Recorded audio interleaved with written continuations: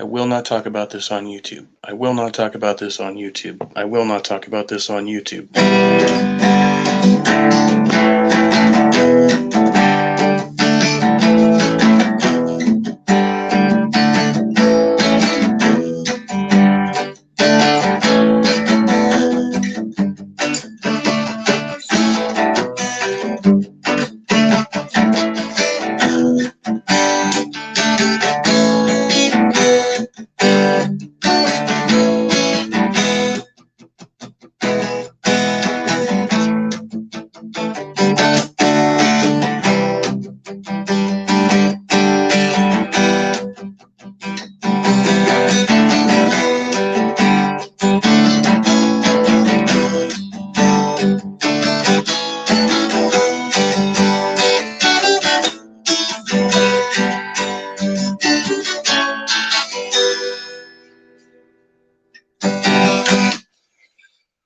Oh yes, so that was the one. That was the one to start it off with.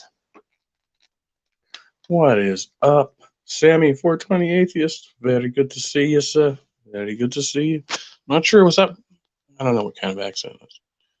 Okay, so I gotta read these genius lyrics for you. I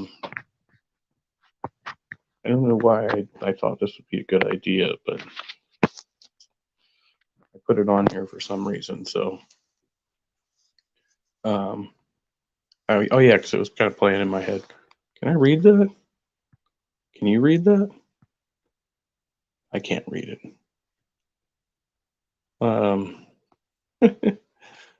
You got the moves like Jagger. It's not gonna work. Okay. Well, that's all right. Yeah, I was rocking out with my clock out, thinking about the enduring self. Because some people, they're just like saying like the self is an illusion, and like like you're not even like really the same person you were 5 minutes ago because you're always changing. Like the name that your parents gave you, it like doesn't really matter. It doesn't really say anything about you, and I don't know, like all this like these things about, and I'm like, well, yeah, but I mean, I'm still the same person that I was. Like, I've changed in character, but I'm the same being, the same living entity, right? And it's like, oh, well, which part of self am I attached to? I don't know. It's like, yeah, it was just a screenshot of some shitty Maroon 5 lyrics. No.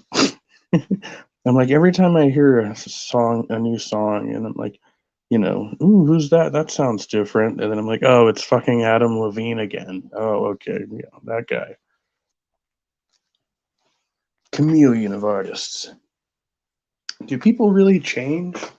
Like, do we just like when I'm thinking about like me, like trying to change my lifestyle, my habits, and change my situation. Have I changed? Is it me changing in character? Like, or am I just adapting my behavior to try to get better outcomes? But really, I'm like still the same person with the same motivations, right? Like, it seems like, I still want the same things that I used to want, but now I have to find a different way of going about getting them. Or, it's not even like the things that I used to want, the things that I used to think I wanted, right? But, it turns out that, when I actually had those things, it didn't satisfy me the way that I thought it would. And so I'm like, I don't think I've changed. My preferences haven't changed.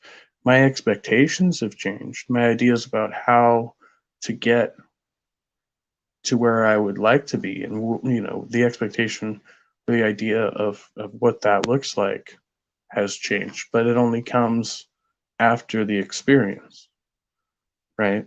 So no amount of somebody telling you, oh, well, the grass isn't greener on the other side, will actually let you know that until you go to view the lawn, right? Like, you're like, well, it's like, when people tell you that, you'll never know how good you have it in the States, we say you never know how good you have it until you go to a third world country.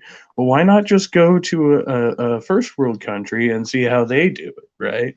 No, it's like you have to go to the worst possible place in their mind in order to appreciate the place that you're at. And, in some ways, you can go to parts of the States and get some idea of what it would be like to live in one of those other countries that you know, they're so keen on bad mouthing and talking trash about, and a lot of those people, despite having high poverty rates and high unemployment rates, would still probably rank higher on that, whatever that uh, test or the research about how happy people are. Probably got a lot of happier people in those quote disadvantaged countries, I think. And yeah, so I don't know how much investment to place in the self and what I think myself is supposed to be doing for the sake of my meanness, because, I want what I want. But does that actually matter?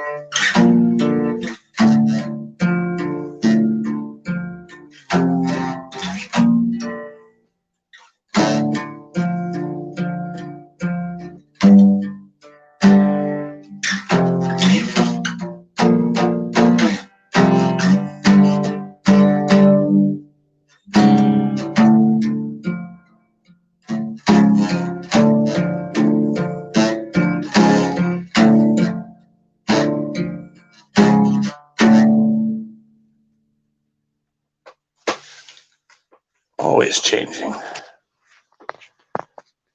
Always taking the next step. And if you're not taking the next step, you might be in the same place that you were last time. I've got a little bit to chat, a little bit. I've got to do I have to wake up tomorrow and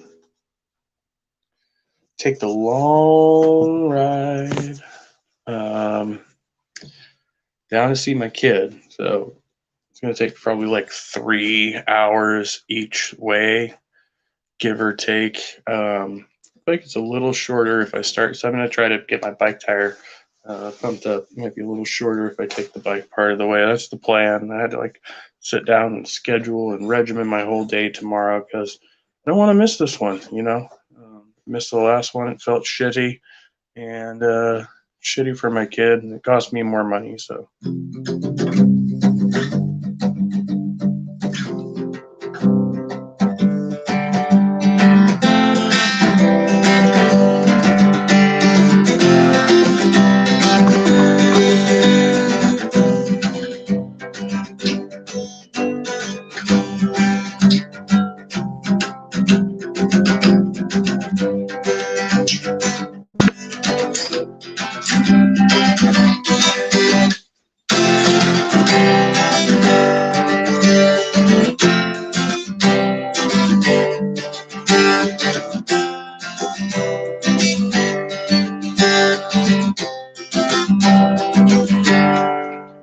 In case you don't know, that's the same chords for that song, "Hanging Around."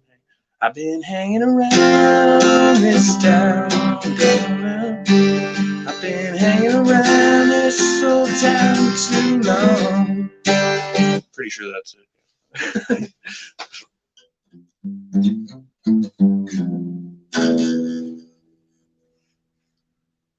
About that E just keeps bothering me though.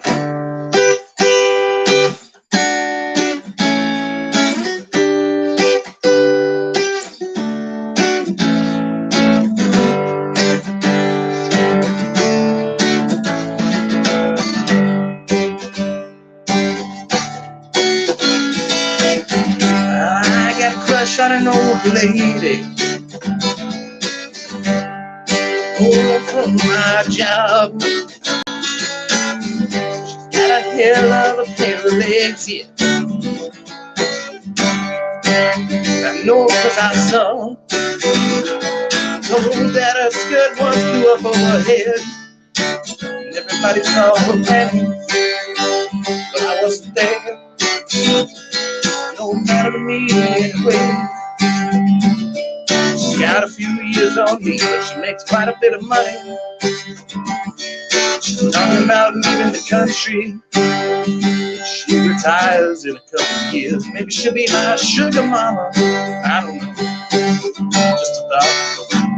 Just a thought. It's just a thought. No. I will not talk about this on YouTube. I will not talk about this on YouTube. I will not talk about this on YouTube. Oh, shit. I'll write a song about it. This is your brain on. I haven't had any marijuana yet. Is there marijuana in here? Searching tirelessly for marijuana. The endless search for the smoke, man. I'm out of pot again, so I guess reefer madness. We're all gonna go insane. It's not what you're thinking. I heard on what was I listening to? Very 8 podcast. Like Very 8 podcast. I listen to them quite a bit. I guess people are smoking DMT out of vape pens now, man. So like that's a thing. I didn't even know that was big. Like whoa. Now they're just like sticking the DMT in there, and they're like, woo. So that explains a lot. Because I was like, what's this guy? You know, I just assume everybody's fucking, you know, just taking, you know, yellow sunshine on the fucking street corner at this point or something. Like it's the fucking 60s all over again. You know, I'm glad because I wasn't there the first time. So now I get to experience that.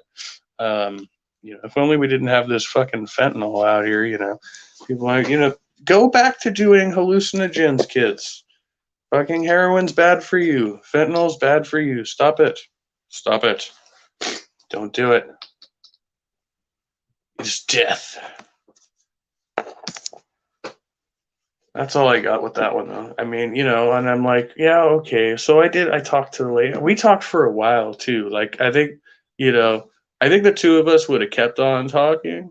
I mean, you know, granted, we're both out there. We're, like, bored at work. But I'm pretty sure we were, like, just enjoying the conversation. And it's interesting because we, you know, I could tell, you know, we're a bit on the opposite end of the political spectrum, but we got along pretty fantastically. And it just, like,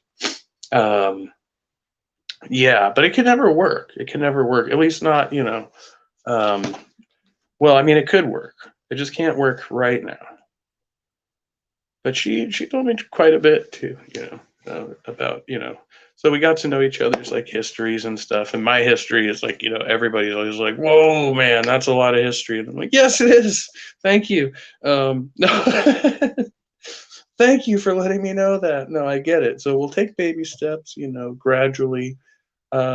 See what evolves there. Like any other, you know, relationship, you never know where it can go.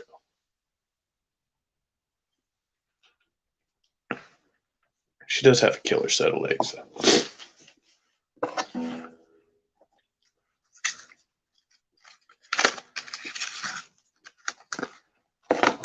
Okay, so we actually, yes, we're actually out of weed. There might be no roaches. Wait, is that a roach? No, I think it's just a piece of paper. Is there weed in that? I can't tell. It's so small. How do you get the shit off the bottom of the drawer? There might be a little bit more down there. I'll have to pick up the phone and use the flashlight at some point because I can't see with my lighter. Reading by Braille.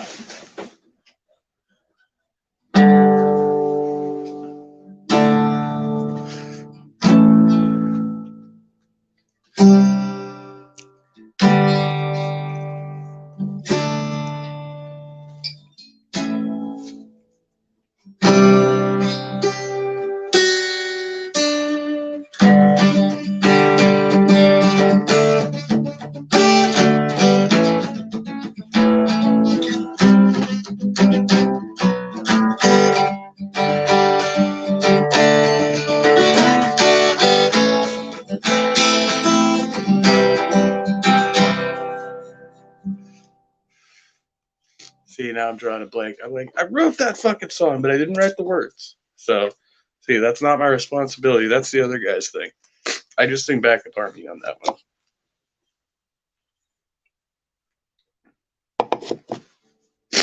I know it opens with Once Upon a Time, but I don't, after that, I'm like, oh shit.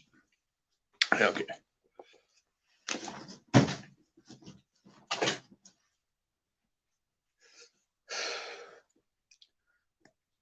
See, that's the thing. Like when you alter your habits, right? Like changes your whole mindset. Like right now, like usually I'd be smoking a joint. So somebody's come to chat. Oh, it's Sammy. Hello, sir. Welcome, brother. Excuse the birds as I step outside. You ready? Oh, I find them pleasant. Not I'm all too right with loud. the birds and the bees. Yeah.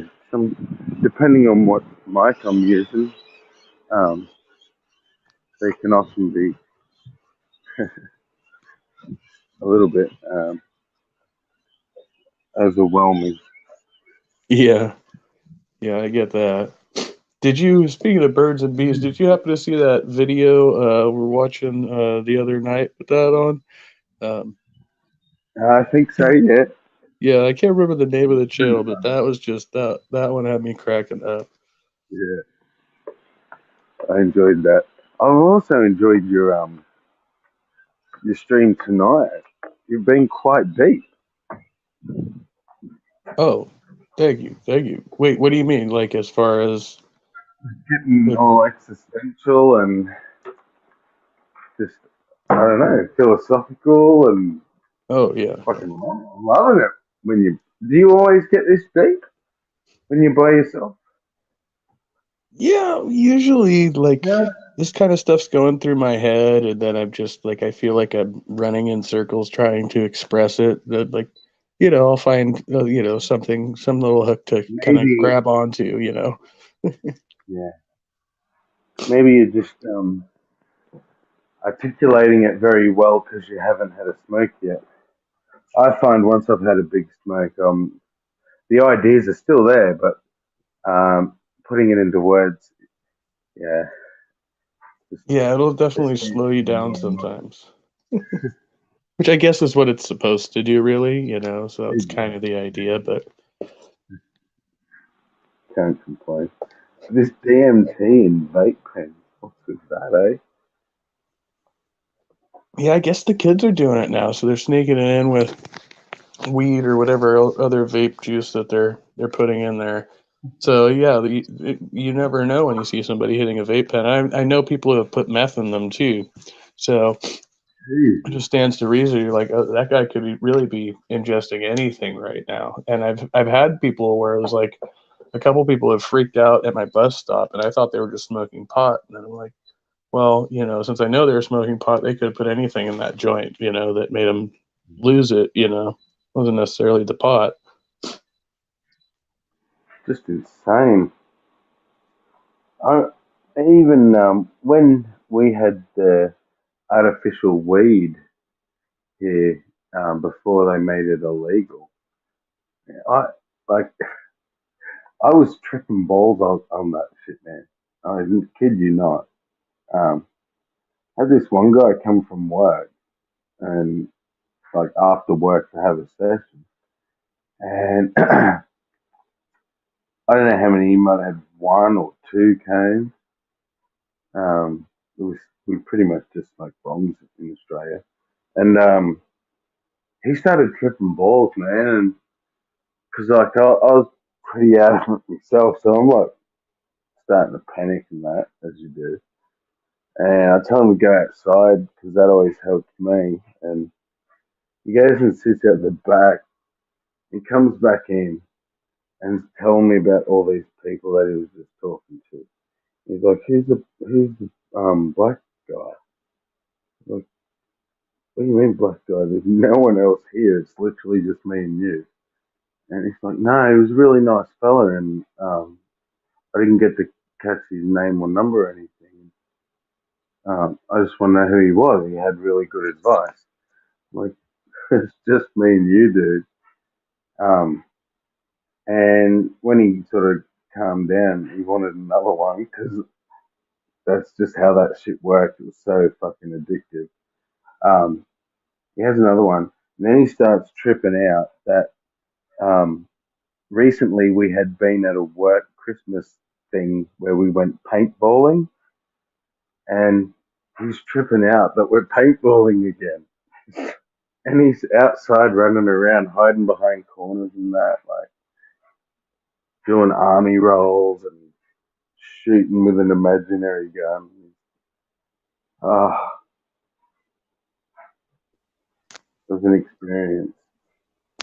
Just to Sounds realize like it. how bad this shit was. I kept smoking it though, because as I said, it was very addictive.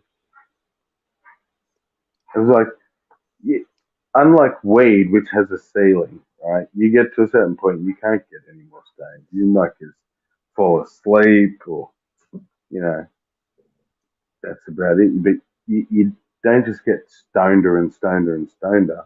This stuff has no lid, no ceiling. So you just like end up tripping. I will say with You weed, start, I've the only time I've hit a ceiling as far as that goes is when I get so stoned, and usually this is with edibles or dabs. When I get so stoned that I get like a paralysis type thing going on, where like I'll be trying to fall asleep, but I'm so stoned I'm afraid that if I fall asleep, I'm gonna stop breathing. But I have to be like really, really high for that. yeah, I've had that. Now, but that's what I mean. Like, there, as in, pot has a stone ceiling, as in, you can't really get any more stone than you get. Do you know what I mean? Yeah, yeah. I Like, mean, if I'm I just smoke a 50, I'll get the same stoned as if I smoke 100. That last 50 is a waste because I don't get any more stoned. It's the kind of thing I'm trying to describe. Does that make sense? It might yeah, be yeah. different for I you. get what you mean. Yeah. Is it the same for you? Well, usually if my You, tolerance you, is you high, just, I will say there's an exception if I do stop smoking for a while, which is rare, and then all of a sudden it's like a new experience again. But that only lasts for, a very short time. yeah, yeah, that's the same for me. Oh, that's good to know. The one time I did DMT, I a couple of my friends were there, but I was the only one who was on it that day. I was in a bad headspace though. I'm surprised I didn't like really freak out. Um, but I ended up talking to the stars, but I didn't think there were other people there. But I did think, I mean, I was having a legitimate conversation with the stars, like, Mm. and I went back and told my friend about it, and he's like, yeah, that's cool, man. But, but I almost had a meltdown. I had a moment, and then I ran around behind a camper that was there, and, where we were, and I just laid down on the ground and I started talking to the stars, and that was how I wrote it out. It was pretty intense though. I really want to get my hands on some Salvia divinorum again. I only ever had it once. I think it's from Mexico. But you can get it in the States pretty easy, I think. Should try it.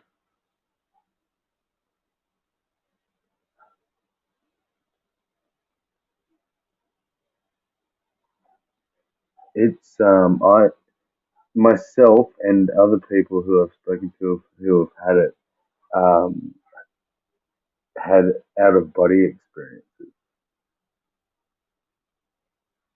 is interesting.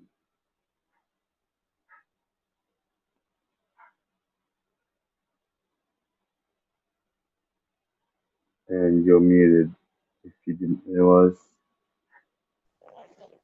Oh, sorry. I thought you were looking at something up there. I just stepped outside for a minute. No, I totally thought you were trying to look it up. Yeah, I don't know. I've had a number of like really good trips like that, just like talking to nature, like talking to the trees. Usually on mushrooms, though. Like I don't feel that so much with like synthetics. And I guess DMT is supposed to be naturally derived, huh? Yeah, but it's so processed and um, whereas Salvia divinorum is just plant. You just like weed, you just cut it up and smoke it in wheat. You smoke it in bongs.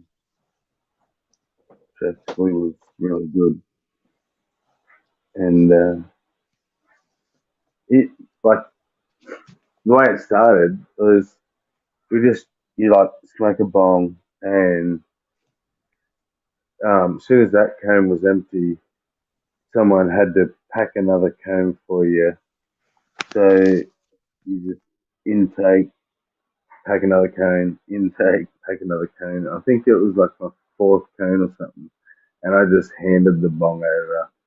And I went back to lay on the grass, but I didn't stop. I went through the earth, man, did a full loop, come back around, and went back again, full loop, come back around. And that's when I like sat my body up. I was like, holy shit. And as soon as I finished saying holy shit, sitting up, um, I went out of my body upwards, and I'm like looking down on us both.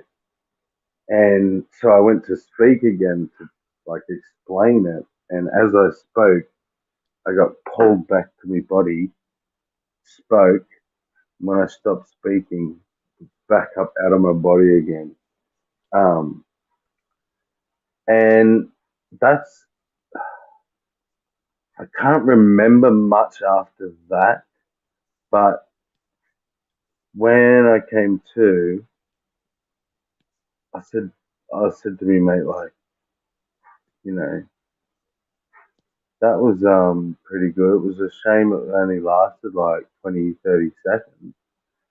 And he's like, dude, look at the time. It had been half an hour. But I had just experienced it like so fast. Wow. Um, Wow. yeah, it was the most fun I've had on any drug. So, That was with DMT? no, that was with the Salvia divinorum. I don't know Oh, what oh the yeah. um, Okay. I'm on my phone, so I think if I go to look it up, I'll get booted. But I don't know what the active ingredient is. Like, is it a? Well, it's obviously a psychoactive, like a hallucinogen. Yeah, I thought it was something very. I thought it was in the THC or CBD family. Like it's very closely related to pot. Hmm. Like hops, a lot of people don't realize that hops are extremely closely related to marijuana too. Um, really, like If I just get a booted, I'll be what's that? I'll be back. Oh, okay.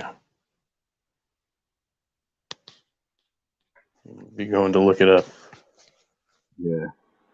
Um, yeah, I tried salvia a couple times. And it was the same thing, but like you said, like my trips were only about 5 minutes at max. I never went for that long, but I also didn't use a lot. So Maybe you think maybe it wasn't like 20 minutes. Maybe it was. As I said, I thought it was 30 seconds, but maybe it was 5 or 10 minutes.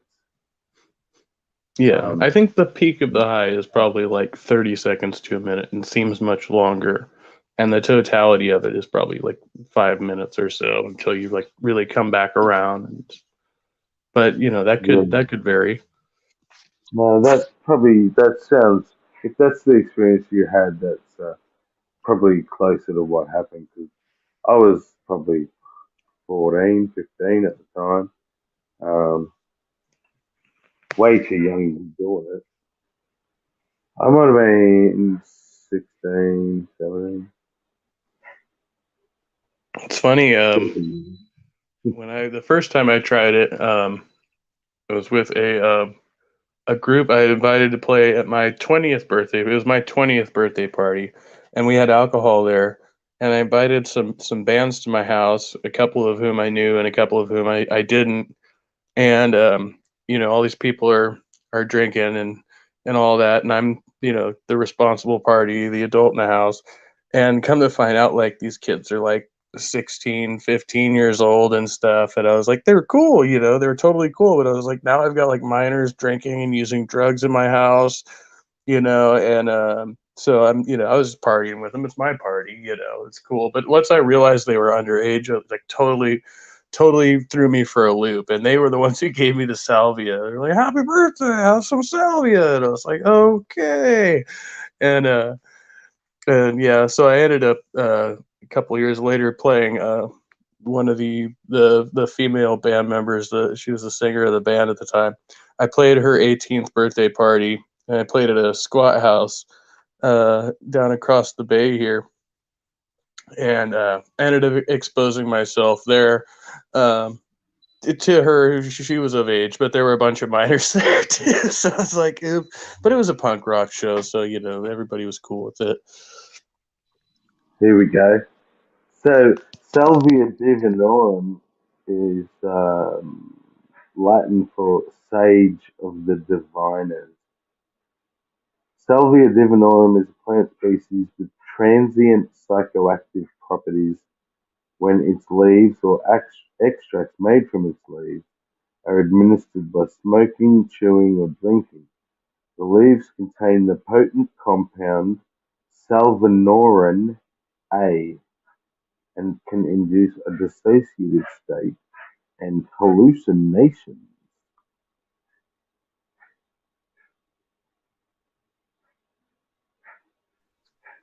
So what's the active compound again? Did we get the? Salvinorin A. Salvinorin. Salvinorin. Well, And yeah, then no, type that's it. the technical the plant name, right? But I mean, No, does it say what no, the no, no, active no, compound no, is? no. Like, The plant name is Salvia divinorum, and it says the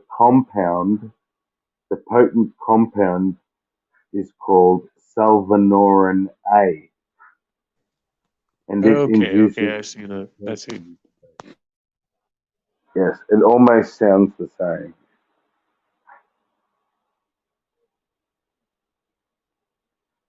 So it must be its own in its own class. I But guess like you so, said, yeah. I mean, it could still be related. That's very interesting.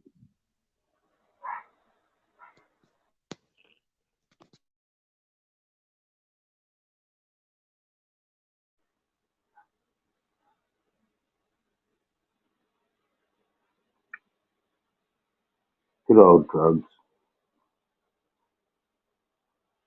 Drugs are bad, okay? Just for the record,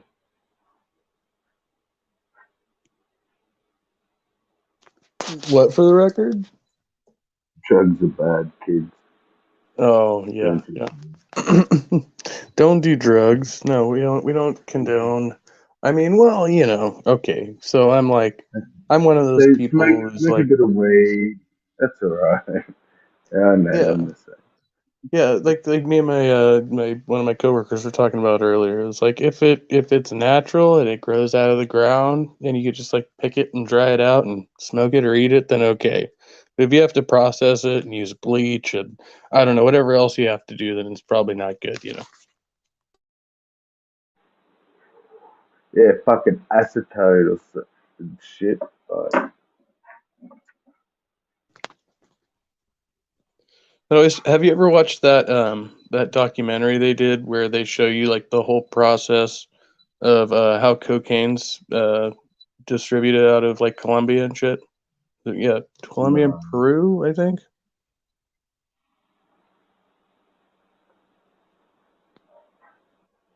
don't think so. Yeah, they had a pretty extensive like documentary where they actually take you in like some of the major manufacturers and it's like old school like a winery like and it's all legal down there so they have got fields, huge fields, and they go in and they they chop it down and they Proper stomp the weed. leaves and they press the leaves. So like they're literally stepping on the coke leaves, and then it's this whole complex thing. But they have to use bleach, which is how you get the white powdery look out at the end. Is they have to bleach it, and then you're like, oh, so anything that's bleached, you should probably not put in your nasal cavity. But that's just me. I'm just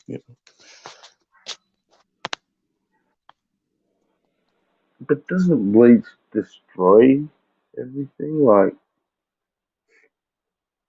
how is it must be potent as shit Well, no, to no. If you like think about it, like they do that just for colorization and a number of other purposes, preservative, right? But you consume bleached flour all the time, but you're ingesting that orally, right? So it's a different process, but you know,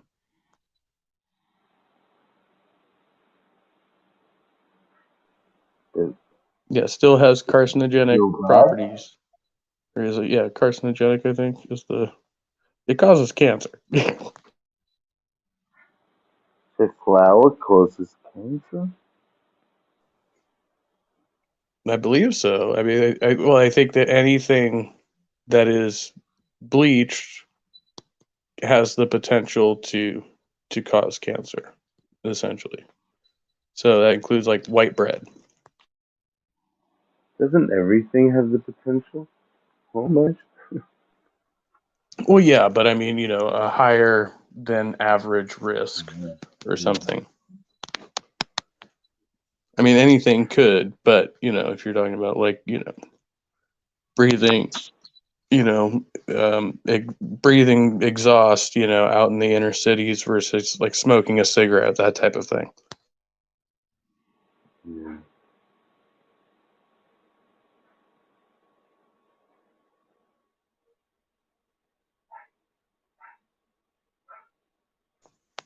I don't know if I'm making any sense on that one. Yeah, no, that's it. Makes sense.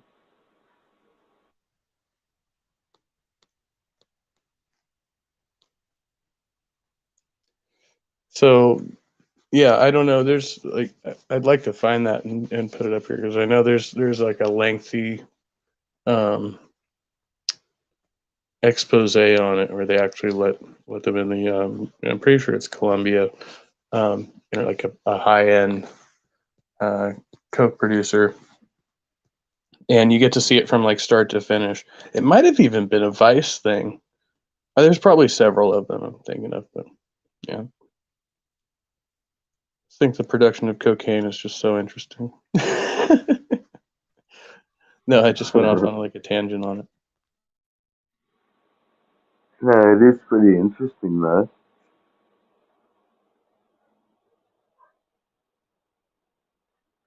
That it, in the countries it's being made, it's so illegal to be found with it.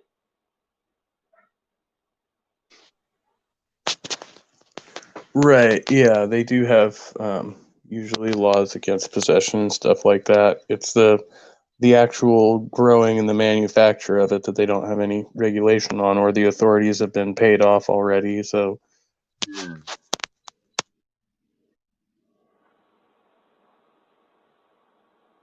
Or because I think there's yeah, places in South America where cocaine grows naturally, like you could just find it like out in the wilderness.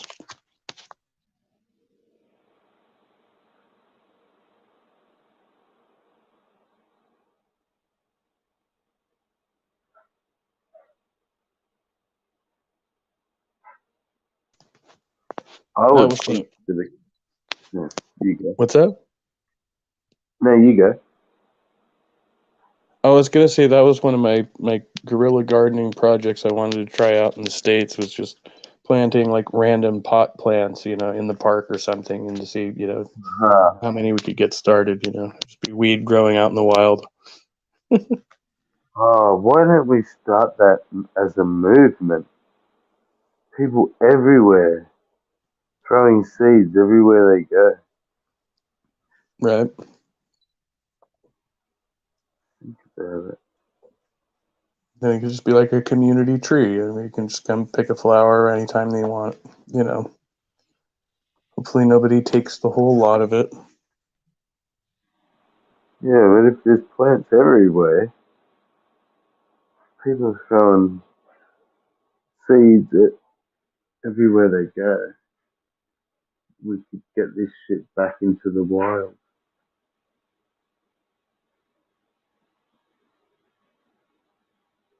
Wouldn't that be nice if it just grew on the side of the road? Yeah, I You mean, that's never the had. way I think it should be.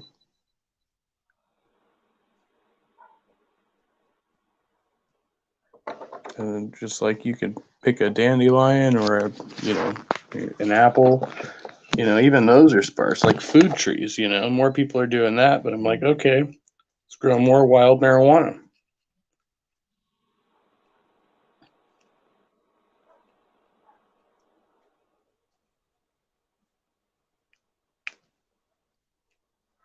The government will come and tear it down and burn it. Yeah, or poison it.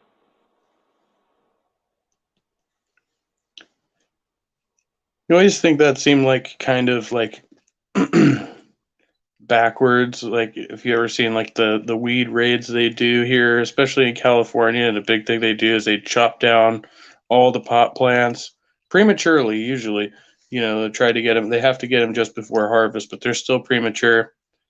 And then they'll do like make a big thing out of it. They'll stage it up, put it all in a big bonfire and burn it, and they'll film it, and then they're burning it and the weed smoke is drifting off for miles and miles, and you're like, weren't you trying to prevent people from smoking this stuff? Like now you're just like exhausting it out into the fucking universe. Like, oh, here, have a bunch of pot smoke.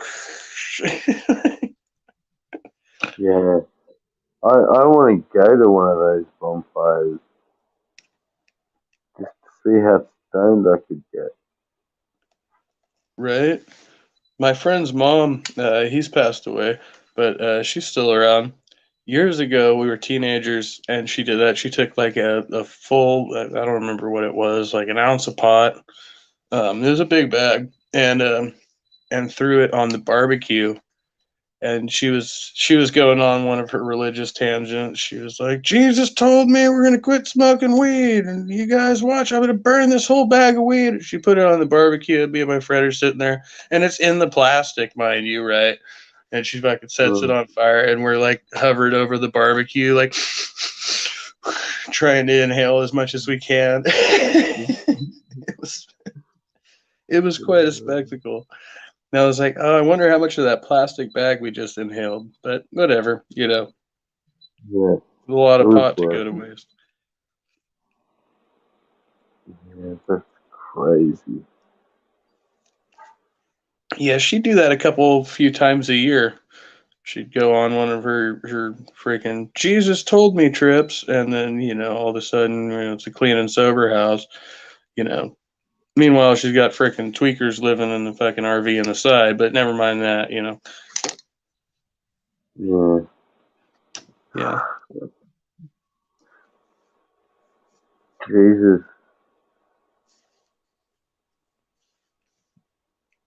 everyone Meet some needs interesting people Jesus. out there.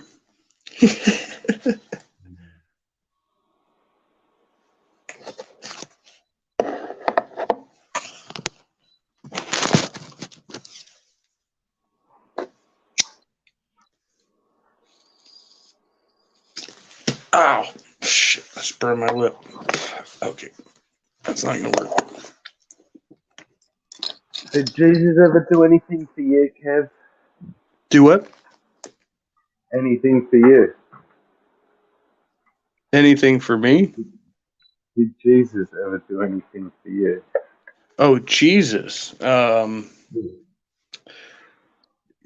You know, I don't think so, but if so, I guess I would probably like not be aware of it, right? Because like Mm. I'm in denial. You know, I've got all this doubt. I've never really had faith, so you know, anytime I'm like, "Who's Well, Jesus?" I could say you do know and you just want to sin. Well, yeah, That like argument. you could say that. I mean, They often do. Because God put it in our hearts, so we deny it. We even though we know it's true, because we just want to have sex in the bum and shit like that.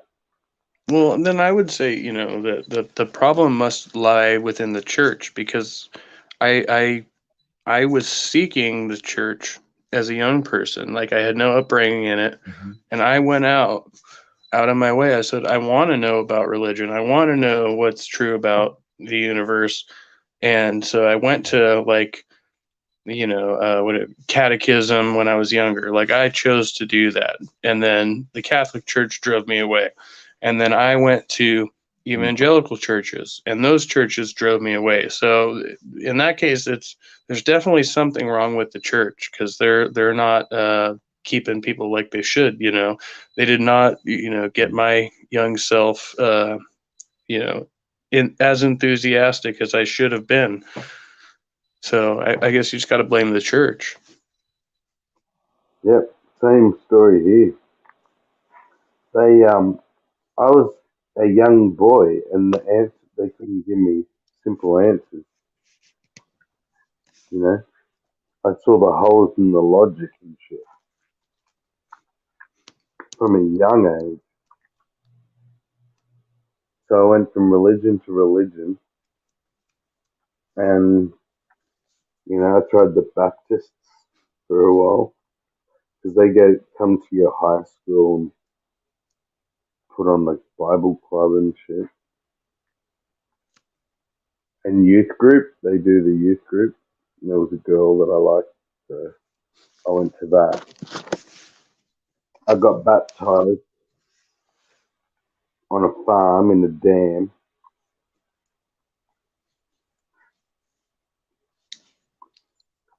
No, I never Very got different. baptized. I always thought that was the weirdest tradition. Like, time he was like, well, you can go get back baptized. I'm like, no, thanks, I'm good. I don't think, you know, some dude dunking my head in water is, you know, Yeah, I did it for chicks. Can you believe that? really? hmm I Yeah, no, joined for I have one. a phobia of drowning, so that's like doubly weird to me. I'm like, why does Oh, this guy and have to hold me flipping underwater? but going backwards, man. That's the weird part. Because no one, you're not used to going backwards into water because the water would go up your nose.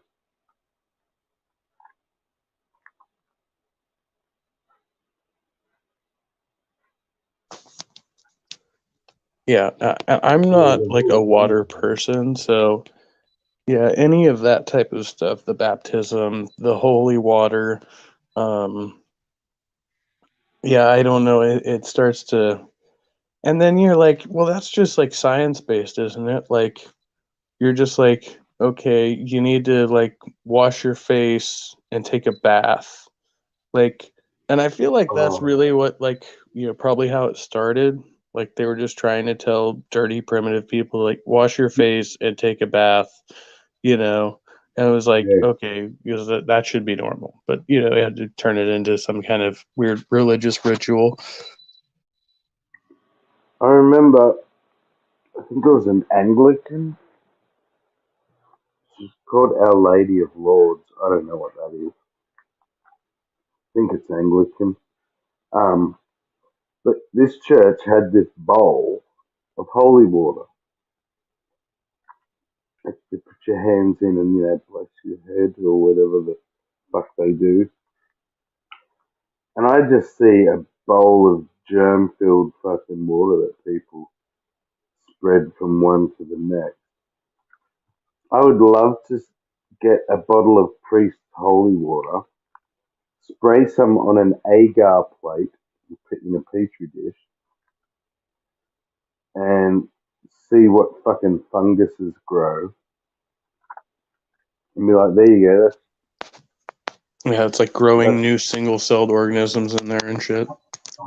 holy fungal water. If it was holy water, why? How can viruses and shit grow in it?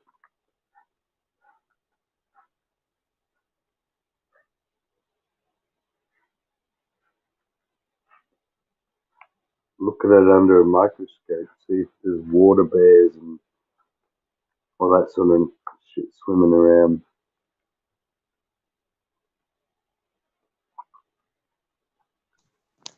So, do you think religion has any benefit for society, or is it all net negative? Like, are we just gonna like end up finding out that this experiment was just a complete failure? There was no reason behind it, and all these people died for literally nothing, just nonsense. I believe that truth is of utmost importance at the cost of your beliefs, your feelings. I don't think we should harm to find truth, but um, I think that truth should be sought out regardless of belief, and that religion goes against that. So I think all religion is bad. So Yes, you don't think there that some are people? parts of religion, like because religion is made of people, and there are good people. So there are groups and things that do things in the name of their religion, but religion does nothing for society in my name. That couldn't be done without religion is the qualifier. So you The don't think some socializing, people you can would have not stuff. be able to? Some people would not be able to be moral without their religion. You think that's bullshit? Yeah, because if people can be moral without, then that's the proof that you don't need a God.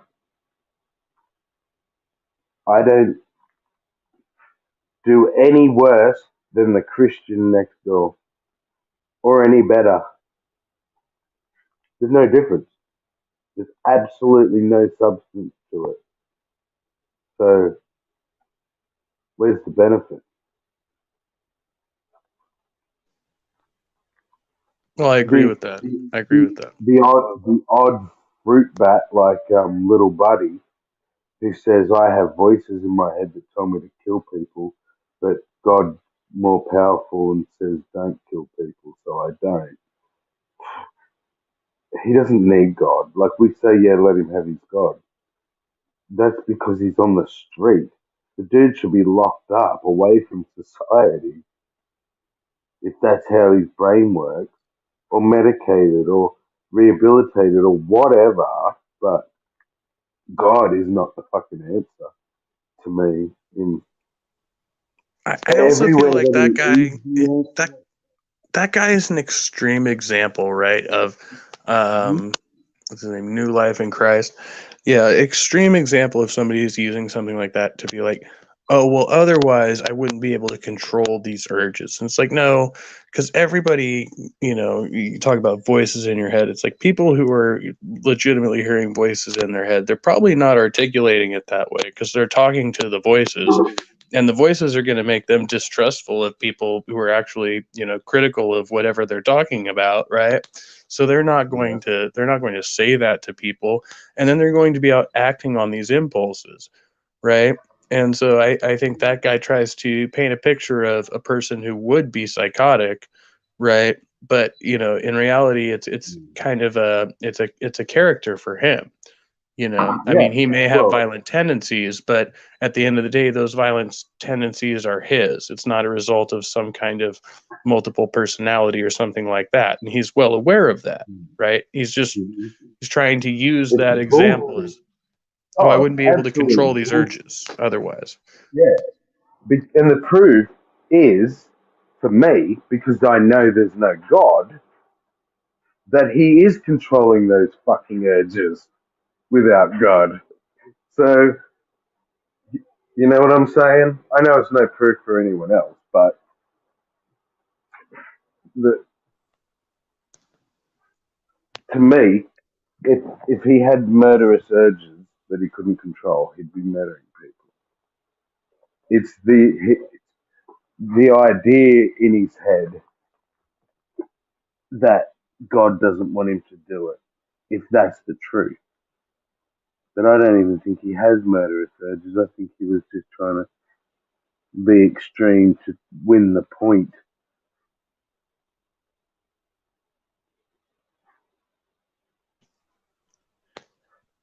Yeah, yeah, and it really wouldn't make sense to appeal to God at that point, right? Because it's like God is the one that made you with the murderous urges to begin with. And then you have to, so it's like, okay, so then there's that whole cycle of how, you have to be forgiven, for But the then he thing that, helps me not to have them, little buddy. yes, I have to be Yeah, that's forgiven for the urges that God gave me to begin with, right? Like, yeah. it's his fault, but I'm gonna ask him to fix it. Hopefully he does. And I mean, at best, you can blame Adam, but to try and say that one man represents all of mankind for all of eternity, like where's the book that says that has to be the case? Like even the Bible doesn't explain why one man is responsible for all of man. What the Yeah, fuck has me and you, Kev, in this day and age, got to do with whatever the fuck he fucked up? And we're born to fuck up. We had no choice. He had a fucking choice, but we're punished for it. That's fucking. yeah, that's like How a is original sin or sins of the father type of thing where it's just passed down. Like, yeah, that? But not for 7 generations or 70. It's for fucking all generations. It's ridiculous. Isn't that? It's illogical. If you break the argument down, it's an illogical. It's a fallacy. You can't have a unless you're gonna say that he's a not a benevolent God. In which case, fine, you can have your not benevolent God, but I don't want it. yeah, he's a spectator god. He just he built this ant farm and he's just watching it take off. Which I guess, cheers for existence. You probably could have kick-started something a little bit better. I mean, depends on how limited it was. This this Kickstarter god. Um, could it? Did it have the power to create a universe where people had free will and no suffering?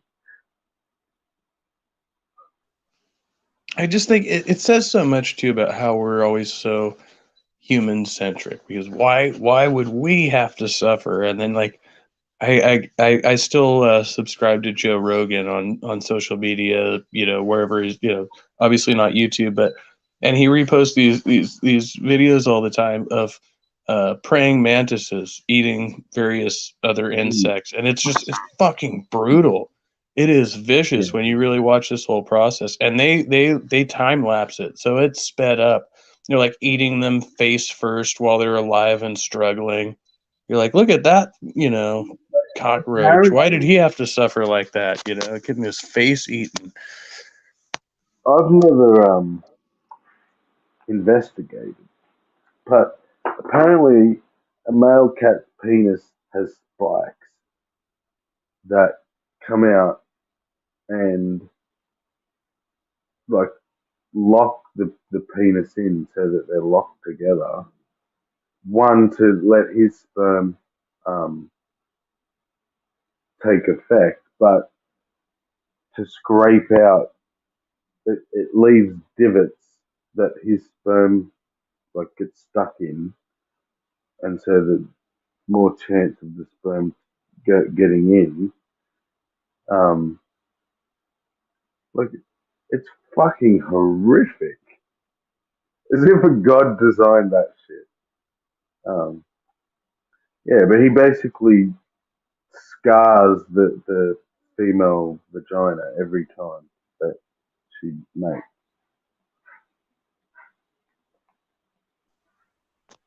Yeah, yeah, that's, I mean, unnecessary, obviously. I imagine there Unnecessary must be suffering. some effect there where it actually probably um limits reproduction, right? For a female that has multiple litters, they're only able going to be able to reproduce so many, right? Yeah, Like good the point. evolutionary advantage there. Never thought about that. Yeah, Yeah, we but we tend to think about you know more that reproductive that success and not how nature might actually limit reproduction, but that might be beneficial sometimes for the individual. hmm, yeah, but that's you know it doesn't explain suffering though from a religious standpoint. Oh, no, no, no. They can't. Evolution, yeah, suffering makes sense.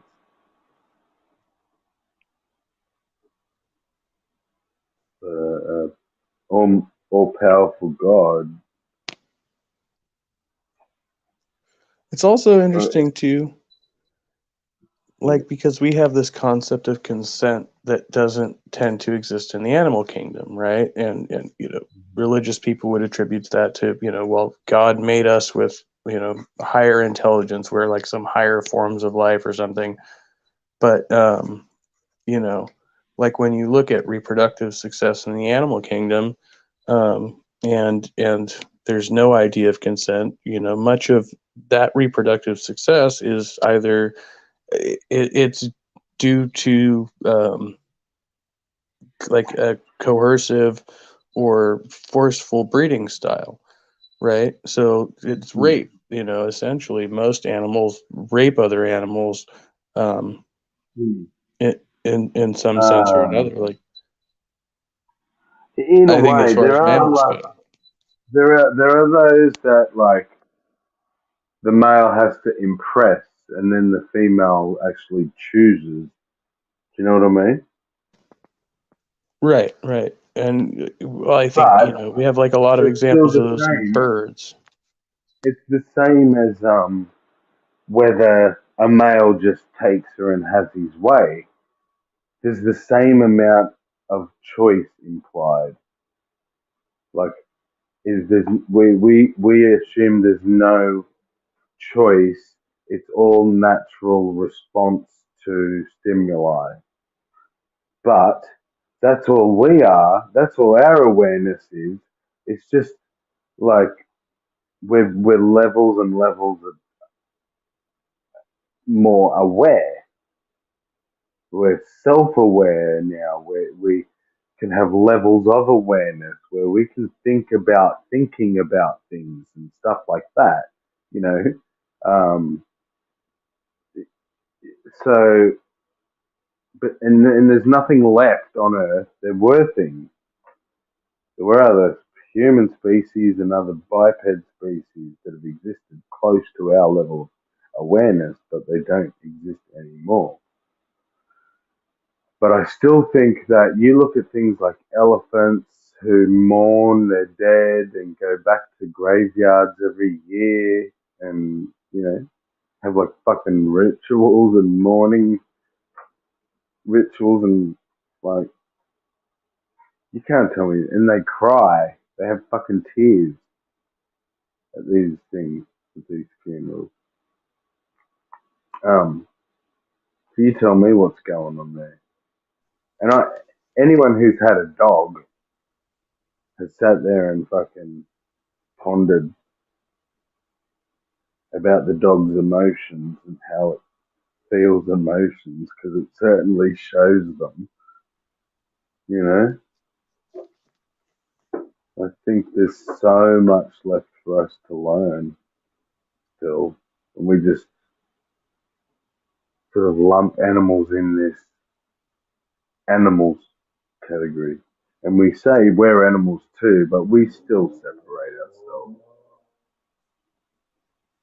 Right. And animals, like they clearly have different um, social customs, and we tend to adapt ourselves to that, right? Like we adapt ourselves to our dogs and cats, say. We adapt ourselves to the social custom that comforts them, right? And they do a bit of the same for us, but usually we're the higher order thinking creatures, so we're the one actually going out of our way to train animals in such a way that we recognize where their pleasure sense is coming from and how we stimulate that. Hmm. And we've bred them for so long now to have the traits that we admire. Loyalty, and a thing that's just happy no matter what. Like you fucking you see those dogs owned by filthy people that shouldn't be allowed to have animals, that, like flog their animals, and the dog just comes back, well, tail wagging, like love me, you know. Well, dogs are interesting in that we can see kind of the breakdown of the social order, and they exist that way kind of in nature, which is kind of what I was saying earlier. Like we tend to look at like primates differently, but in all of these mammal species, the way this tends to work once we have a herd going is the dominant male, whoever the alpha male, beats down whoever the previous alpha male was, and then all the others tend to crowd around that person. But it's because they were usually the more violent one, or you know what I mean, the more aggressive one, or in whatever sense that they were able to defeat the previous leader. And we've such a sense of that, and you can see it in politics and human life, right? But this is kind of just like a well thought out version of the pecking order where they don't actually have to have a physical altercation. They can just defeat each other intellectually, and then we can say, oh, Mm. here's our new leader. Or what we've done is set boundaries so that you don't need to be the biggest man now. You need to be the smartest or the smoothest talker or whatever it is, you know, that works in the new boundaries, which is politics, instead of just bashing each other, which was the old way. That's what politics is the let's not bash each other to see who makes the decisions. Let's bash each other with smarts with wit, with insults, with good policies is what you would hope it would be about, but rarely is. I think this goes well back into like, what I was talking about earlier, the title of the video is like this whole idea of the enduring person, the enduring self. And when we look at politicians now, we tend to think of them differently, right? The old school politicians, they were kind of stubborn, set in their ways. A lot of people still have this whatever platform, whatever campaign platform you run on, we expect you to roll with all of your campaign promises. And this is kind of like the idea of the pecking order where you have to beat down your opponent and maintain your status as long as possible. And now we have this system to where it's like, okay, now you have to discuss issues with your opponent and become flexible. Like once you actually get elected, we expect you to become more flexible rather than less, right? Because the less Yeah, flexible, the more rigid you are, the less likely you are to get reelected in the next cycle. And so we kind of have this that balance of that going on where it's like you're not just going to exert force your whole way through this and get your way all the time. So our leaders are like a reflection of that self temperance a bit, I think, that we're exercising as a society, you know.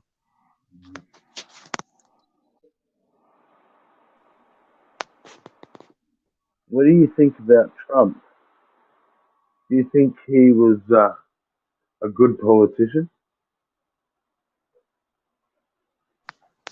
Oh, I think he was a good You think- politician in that he was charismatic. I mean, I didn't care for him personally, but he was able to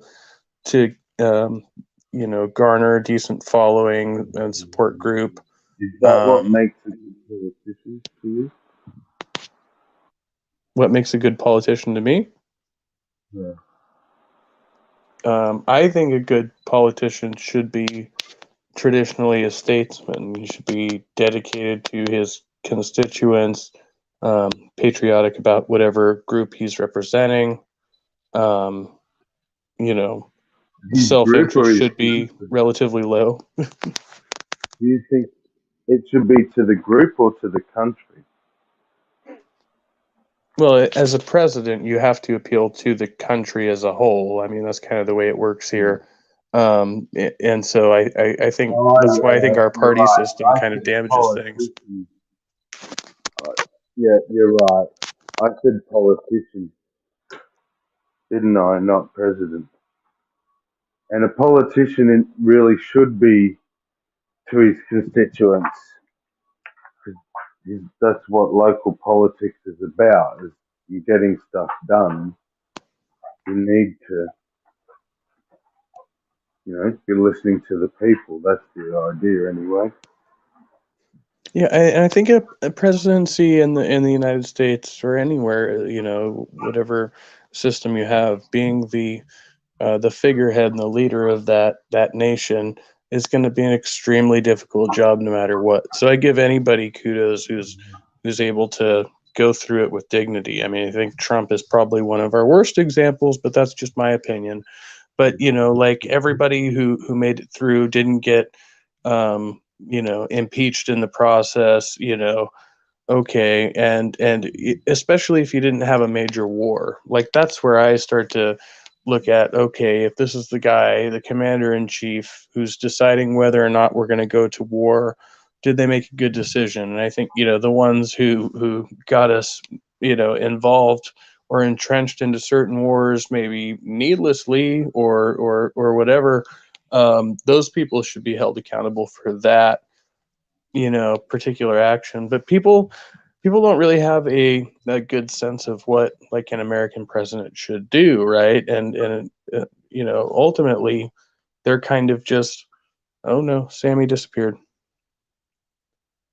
Oh, they're kind of just actually a representative of the collective, right? So they should not and so this is why I think the presidency should be nonpartisan. I don't care about having the bipartisan politics throughout the system. But I think the president should not appeal to either of those political parties because it skews his job as a uniter and a leader of those various constituent groups, right? He's supposed to be he or she or they or whoever should be the middle person, and so unbiased in that type of political leaning. But we don't have a system that supports that currently. So that's why I think, there's things about the system that could just be completely rebuilt. We could just build that into the system. Be like, oh, no, the president should be a nonpartisan entity. Doesn't matter what your political leaning is. We're not going to ask their political leaning. That's still their private business as a citizen, but in their capacity as commander in chief, will not represent one party or the other. That's one way you could do it. I don't know. That's one thing you could fix, in my humble opinion.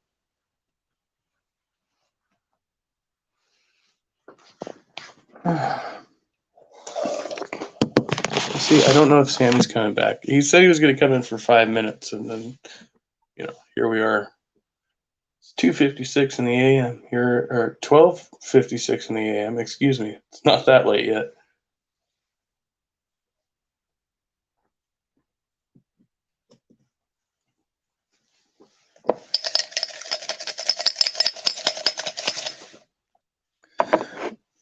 See, I have trouble relating this to other nations. So we all have somewhat similar, but different political structures. And I'm like, no, I really feel like the U.S. is designed this way for a reason, and a lot of Americans disagree with me. And so I have to really persuade Americans that we can, literally just change the verbiage on some of this verbiage, and really resolve a lot of like technical issues that we have here. But then people are like, no, you can't change that. You can't do that. No, I don't know why. But we just wouldn't want to change anything, important like that. The whole system might collapse. If you take this one brick out, the whole wall will fall.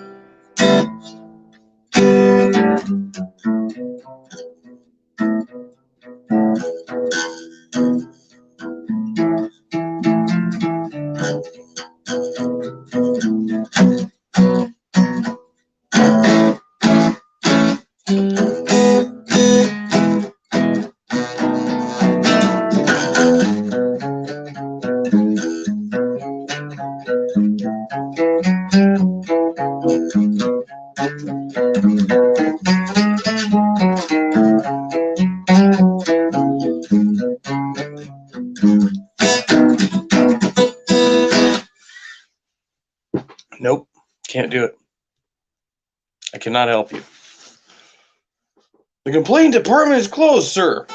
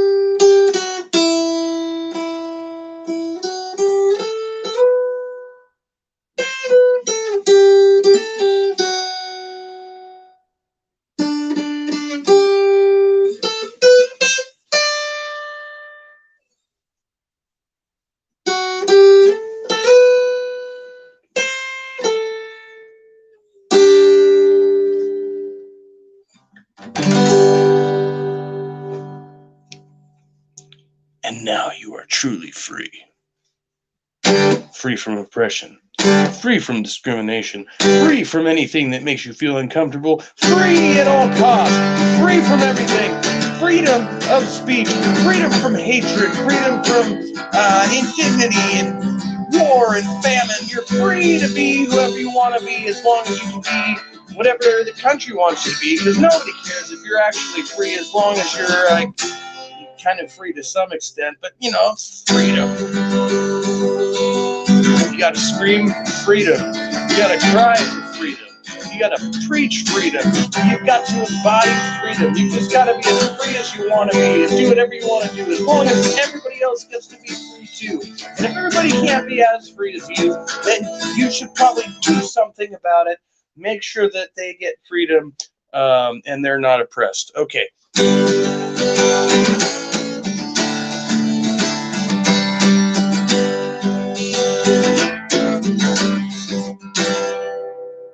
But you know, if you don't have the capacity in you to like help other people be free, then just try to be free yourself and do your best, okay?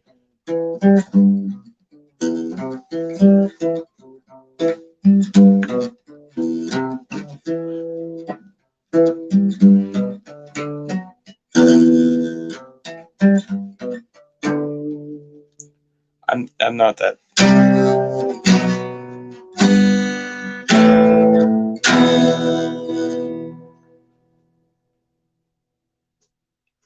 Okay.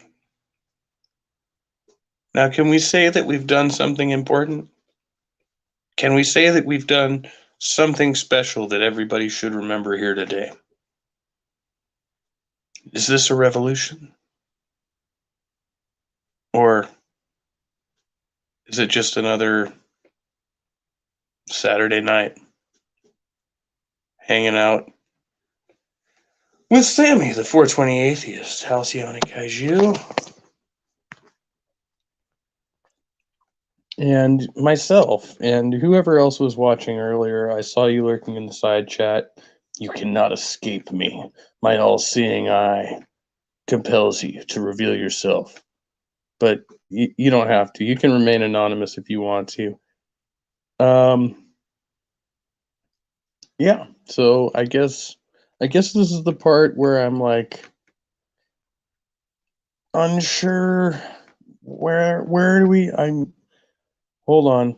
I have the recipe for remedying this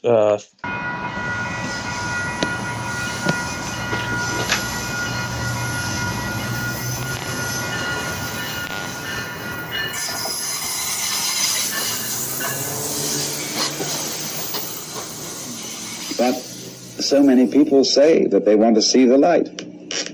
They want to be enlightened. They want to dissolve into the light of God. Then when they've done that, all over again, the process goes on, and it blows out those mud balls. And here are planets, and here once again, you're a baby, you're a child.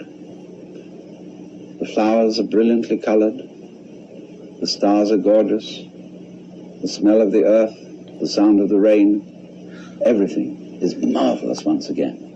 And once again you see the other, the man, the woman that you love, as if it had never happened before. Alan Watts. I'm not sure. Oh, by the way, Ape, Orlo's my buddy. Yeah. We know each other. Hey, what's going on, Ape? What's up, y'all? Hey, Good to see you. Yeah, good to see you too, man. I think we might have met before. Well, yeah, we had to have. Kaiju's here. Yeah, we were. I was in that stream briefly with New Life, little buddy over there. Oh, little buddy. Guy's such a dumbass. Yeah, I forgot you were on that. Y'all were on that stream. I was just telling Orlo we were looking for panels, and I told him about you. And yeah, I was like, Yeah, "Hey, I'm not man, asleep yet. Neither Sterling. Yeah. So yeah, but I forgot y'all kind of met once. Yeah. Yeah. That brief introduction. I've been watching you around Orlo. I really appreciate your style. You bring something unique here, so I like that. Well, thank you. Yeah, and yeah, I didn't know how much. I don't know how much you've seen, Ape, but I've mentioned Orlo's channel in the pandemic call of some before, and especially when we were talking about like alcohol and alcohol abuse and getting sober and stuff like that. Oh, And did you go sober as well, Ape, or what? I'm working on it. I Oh, have you're a working meeting on. in the morning. I'm still working on it, but yeah, that's the direction I'm headed. Just trying to be as clear-headed as possible. Um, yeah, my drinking has definitely become an issue in my life, so I want to try to take control of it if I can. I don't want to do the whole 12-step thing, so I'm trying to find alternatives for that. So. I hear you, man. Like I looked at the AA stuff myself, and it's just so cringe to me. Like the book, and it's just like how they're like, you have no power, and once an alcoholic, always an alcoholic, and it's like that doesn't make any sense because I'm not an alcoholic anymore, and I didn't have to go through AA. Not saying that people shouldn't if that helps them, but like you don't need that. Yeah, I'm like I spent the first 20 more than half of my life, we'll say, as a pretty much a normie as far as alcohol went, and I would dabble with other drugs. So I got involved with harder drugs for a while, and I got clean off of that myself. So I was like, okay, if I can accomplish that, getting off of crystal meth all by myself, then there's no reason that I shouldn't be able to do that with alcohol. You know what I mean? Like, I want to just try to be a normal drinker like I used to be. It's all a I matter of self-control. I do, but I gotta tell you, man, for me, and I don't know if it was like for you, but like alcohol was the hardest thing to quit. Because like I never did like crystal meth, but I did like a lot of other drugs in my day. Stuff like Adderall and that kind of stuff, and nothing as hard as heroin, cocaine, or meth, but like I did some other stuff, and I was able to get off all of that, including like cigarettes and all that. And it's just like alcohol was so fucking hard, man. It is not easy, especially because it's like it's so accepted, and it's like it's such a I don't know. It's a coping tool that most people use, and like it was for me. I know that much. I would always use that as a coping tool. Yeah, that's what I was kind of thinking. It is so normalized in our society, even more than smoking. Like, if you quit smoking, you still go to the bar and have a drink, and then like that's the next step. It's like, okay, because I think that was one of the the big things that drinkers had when we did it here in California and said, well, you can't smoke in the bar anymore, they freaked out. People had a conniption. And then they were like, okay, now I have to go outside for my cigarette. Well, I might as well just quit smoking, you know? And it's like, okay, taking that next step to, you know, and so I'm not really for prohibition. So I think this is all really centering around like education and trying to prevent young people from being exposed to this stuff is really the only way to like kind of get a hold on this. But Americans, we are obsessed like with guns, with alcohol and tobacco. And we just want to make sure these things stay as normal as possible. It seems like it's a very not just us. I mean, we're one extreme example of it, but there's other societies that kind of have the same view on that, right? Well, I am a big gun guy. So we could probably have an argument about that, or not an argument, but a cordial debate. I don't like to argue, but I like to talk about stuff.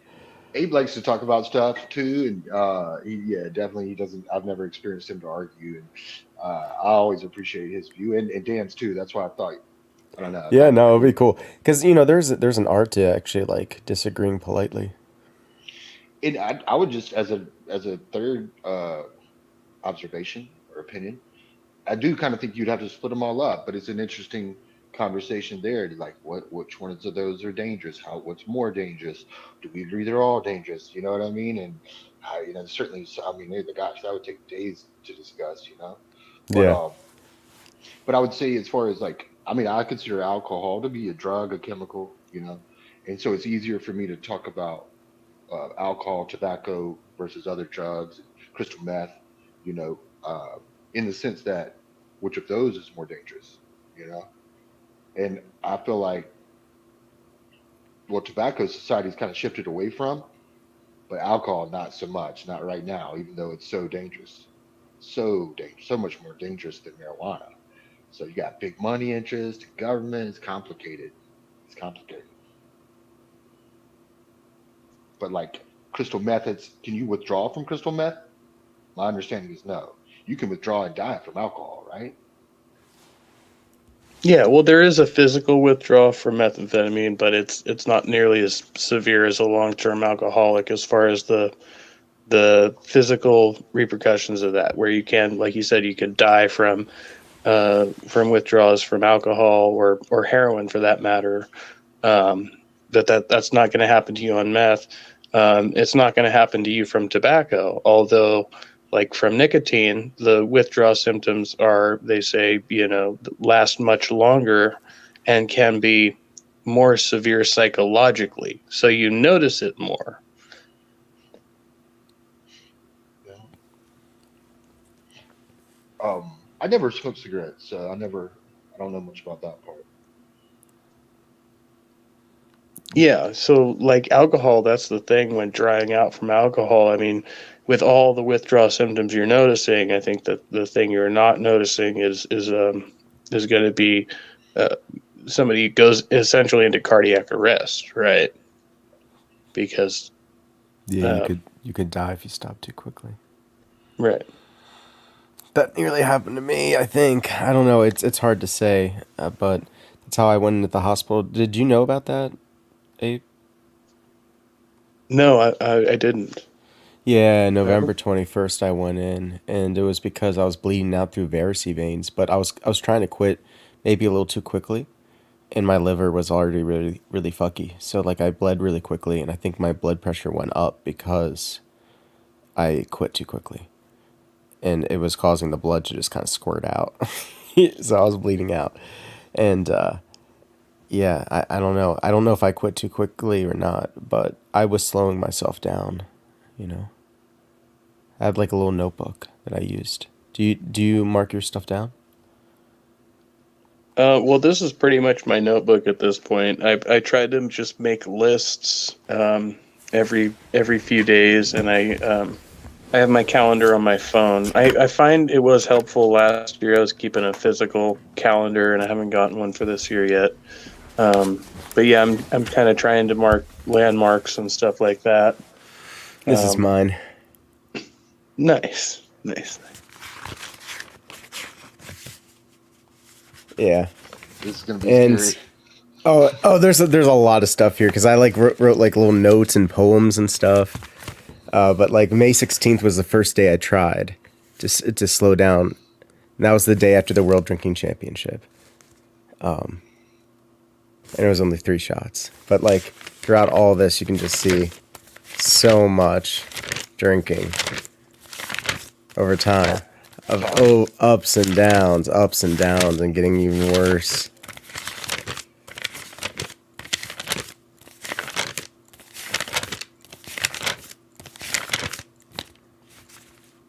And then November 8th was the last day that I recorded. November 21st was the day I went in the hospital. So I wasn't actually recording in this when it happened.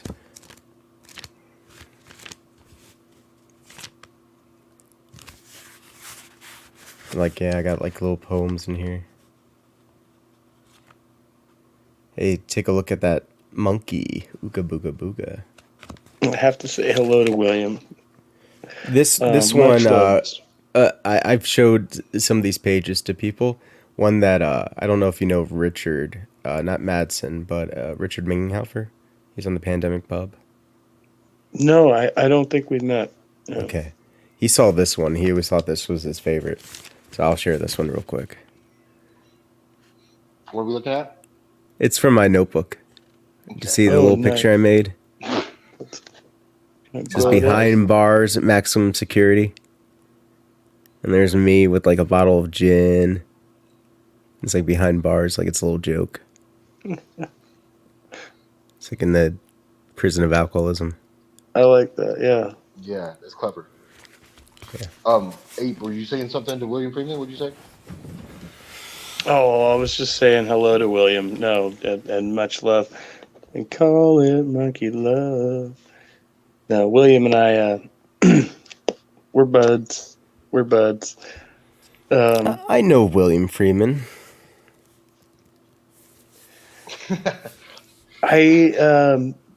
So I was saying something similar to this when I got into the job that I'm at now, and it kind of reminded me of that. The picture you drew was, I was like, I went to jail last year because I was being drunk and stupid, and luckily, no charges were filed. But I had a lot of complications since then. But I got out of jail that night. I wasn't able to go back to the place I'd been staying. And I had nothing. I had to stay on the streets. I was in my slippers, like my actual like fuzzy slippers, like in a pretty hard area. And I got down to the bus station, and I just remember one of those bus drivers gave me so much compassion. I ended up back at this place, which is a transit center, and I'm working there now. And it's weird because I just remember thinking that, like, one night I was imagining being stuck in this cell, and the next night I'm roaming the streets. And like, half a year later, I find myself back at this bus stop, and I was like, okay, so this is like the perfect place for me because I've got my office is like 3 by 3. It's a tiny cubicle, and but I've got a pretty nice like 3 square blocks to walk as far as the area I actually cover. So as long as I stay out of my office, I'm out there mingling with people. And I'm thinking, like, this is me putting myself in jail. Like, if I'm here, I have to be sober. I have to deal with a bunch of drunk people to boot, right? But I've got this tiny little box. So my choice is to be confined in this cell or to be out here walking around soberly dealing with people regardless of the circumstances. And I was like, that seemed like such a perfect circumstance to be in, like, it's because it's like, otherwise I get this cell and I get to choose to walk out of it, or I get another cell and I'm going to be stuck there, and that was my options. And that is my options right now. I'm like this far out of being forced into a recovery home or a jail. Yeah. On a not serious note, just to lighten the mood, you never want to be incel. Da, da, da, da, da, I da, do. da, Oh da, no. da. Oh, lighten the I mood. don't, Da- yeah. No, I always say Yeah, I'm but yeah, not I'm glad incel. I'm I glad you're just have making higher good choices. standards. Yeah. Oh yeah, me too, man. Yeah, I don't. I've come to a point, especially now. Like I'm finally like I'm really healthy again, and just like I'm not gonna settle for anybody unless it's a good match. Cause I'm 33 and I'm done playing games. I want to find a woman to marry. I'm not gonna. I'm trying to think bigger too. Like, I mean, jail. I mean, there's. I'm trying to go to prison. Really, honestly. You know what I mean? You're trying to become a terrorist, Sterling. We were talking about this well, earlier on a private stream. yeah, Sorry. yeah. I Let it stay forgot. there. Let it stay there. Yeah. Delete this ape. Sorry about that. We've No, got the fucking Unabomber over here on the right. Did I already send you my manifesto? Abe? Yeah, you never. You know what? We'll Wasn't it talk called about Lebrocracy? that. Oh, and Ape's a musician too, by the way. Oh, Here's the cool, part where dude. Yeah. Do he's you know I gonna make say music? he's I gonna make say, Yeah, I "Oh, I'm shitty. think not." I've I heard make you shitty before music. with like weren't you jamming with Brojo one time? I thought I heard that. And I was like, Probably. this. Yeah. Maybe. Jamming on a live stream is so fucking bad. It's so hard to do, but like it's still fun, because you're just having fun. But yeah, yeah. Yeah, I trying to make some deal with a little music. time difference. It's called #TrashFolk. It's its own genre of music. I'm down with it. I'm down with it. I think it's like the new punk rock, You just- Well, the idea of it is it's disposable music. It's like it's leaning into the social media age that's like you make it, it's a moment in time that you probably will just listen to one time and only one time. But I made it not for it to be commodified, but for personal expression. which is the way it should be. Like all the time. That's the Everything way it should really be trash folk. But talk about your music, Abe, because you never talk about it. Yeah. Well, I started out doing punk rock, so I was all about like the message and whatever 3-chord punk song, play it for like a minute and a half, maybe 2 minutes, but we always had some kind of message behind it. And when I started out, we were pretty young, so myself and the co-founder of my first band, we kind of we started writing songs. We didn't really know where it was going. And it ended up being a weird dichotomy where he ended up leaning right and I ended up leaning left. And so we met in the middle. And so we had both types of songs going on. And then at some point we started battling each other.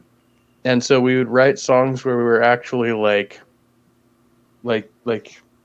calling each other out. But it was like, I'm playing the drums, he's playing guitar, and he's talking shit to me. And now I'm singing and I'm responding to that last song he wrote about me.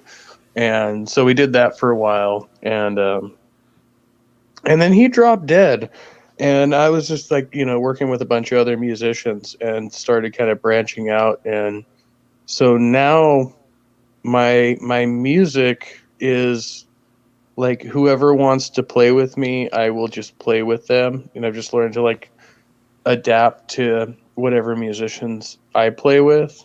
I guess they're like on the folk punk spectrum, but I do a little bit of everything. I like classical. You I ever do want to metal. collaborate? Yeah, all the time. Like, and that's been my thing. Like, No, I mean, I've like, played do with so you many- want to collaborate with me? Yeah, absolutely. Cool, man. Yeah.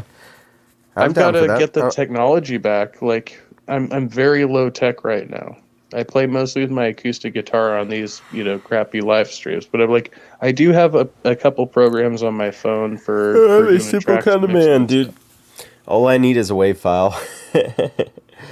Yeah. I just use Audacity. I mean, I just use audio editing. I don't even use DAWs. I find you can do a lot of stuff with simpler, You just kind of like let chaos do its thing.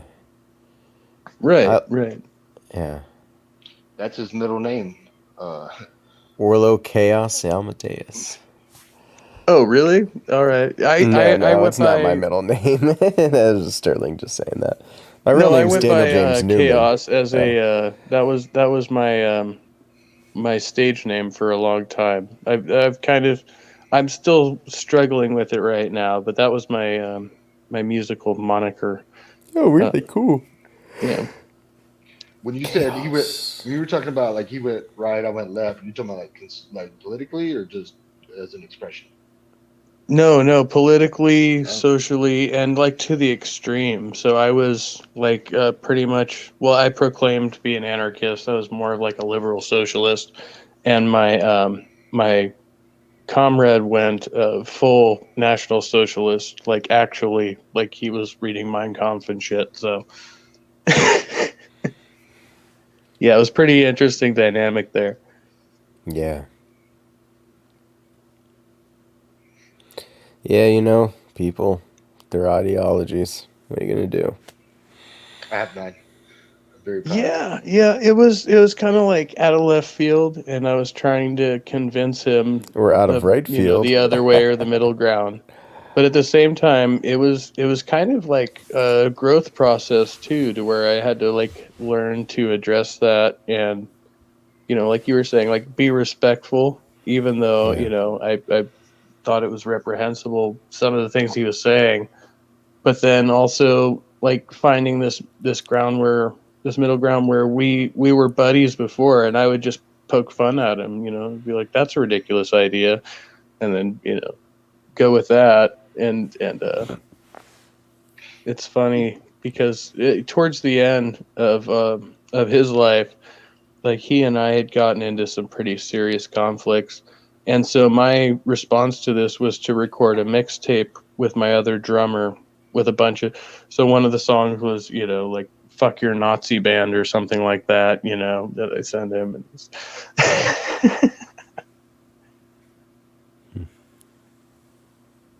Why, why do you think people go so far left and so far right? um I think they just can't find whatever the core beliefs are. They have to lean, how do I say this? They can't justify the core beliefs. Like if somebody was to say, "Well, I think you should only breed with people of your own race." Well, why? And then you start to try to, and it's like, okay, well, ultimately, I'm just going to lean on like this is what I believe, and this is, you know, the evidence that I think supports it, and whether or not you believe that evidence is true is kind of irrelevant, right? Because we've built this house of cards over here and this house of cards over here, and neither one directly supports the belief. It's all structured um, off of some other preconditioned belief, right? So I think the tendency to lean to the extreme is that you can't find a simple answer, right? So this is kind of a way that simplifies it. Well, if I believe X, I must believe Y and Z, but if I believe C, I must believe B and A. And I can't believe K or L or M N O P or whatever, like, because that wouldn't justify this other belief that I hold. Yeah. I think added to that, uh, faith.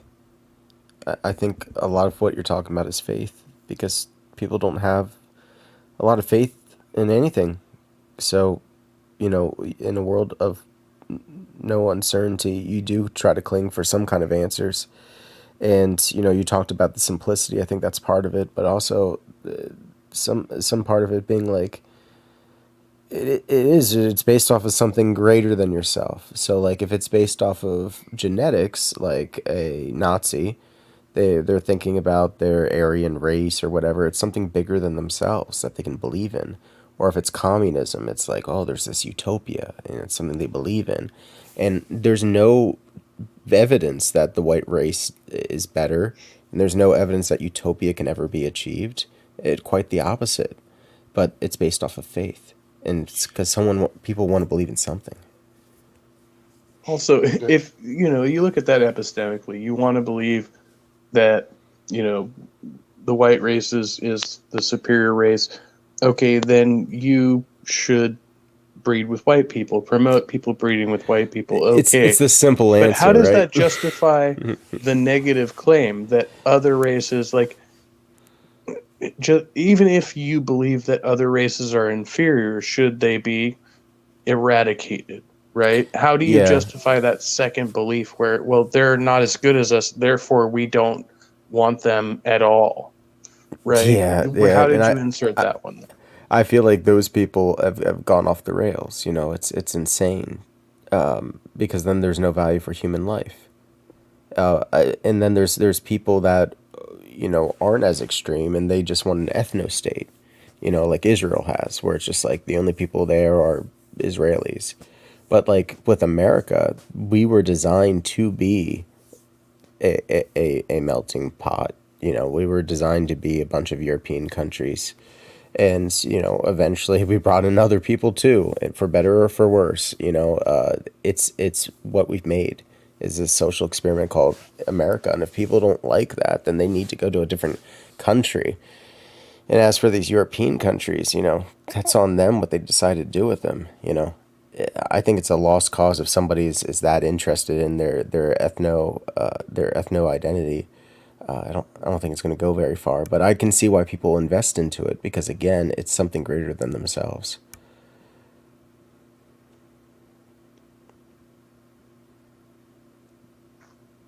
Makes sense. Yeah, and it's like, okay, we want to. Okay, so maybe that's not the best example. Say something like pro-life. Like, every life is special, but we should actually give more emphasis to this life that might be born and not be concerned with the life that already is, right? So I always see that as kind of conflating what you believe the ideal should be with what the actual circumstance is, right? So you're not even taking into account the circumstance of the woman who may have the child, just saying, well, the child has the potential to be born, therefore let it live.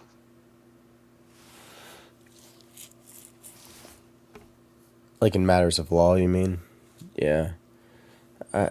For me, my own personal stance is that abortion is something that is a sin, but there's so many sins in this world. We are constantly sinning, and it's a very sad thing when you had to take the life of what would become a human being. It shouldn't be something celebrated. It's kind of disgusting. That's kind of going that way culturally. All the women that I know who've had abortions aren't happy about it.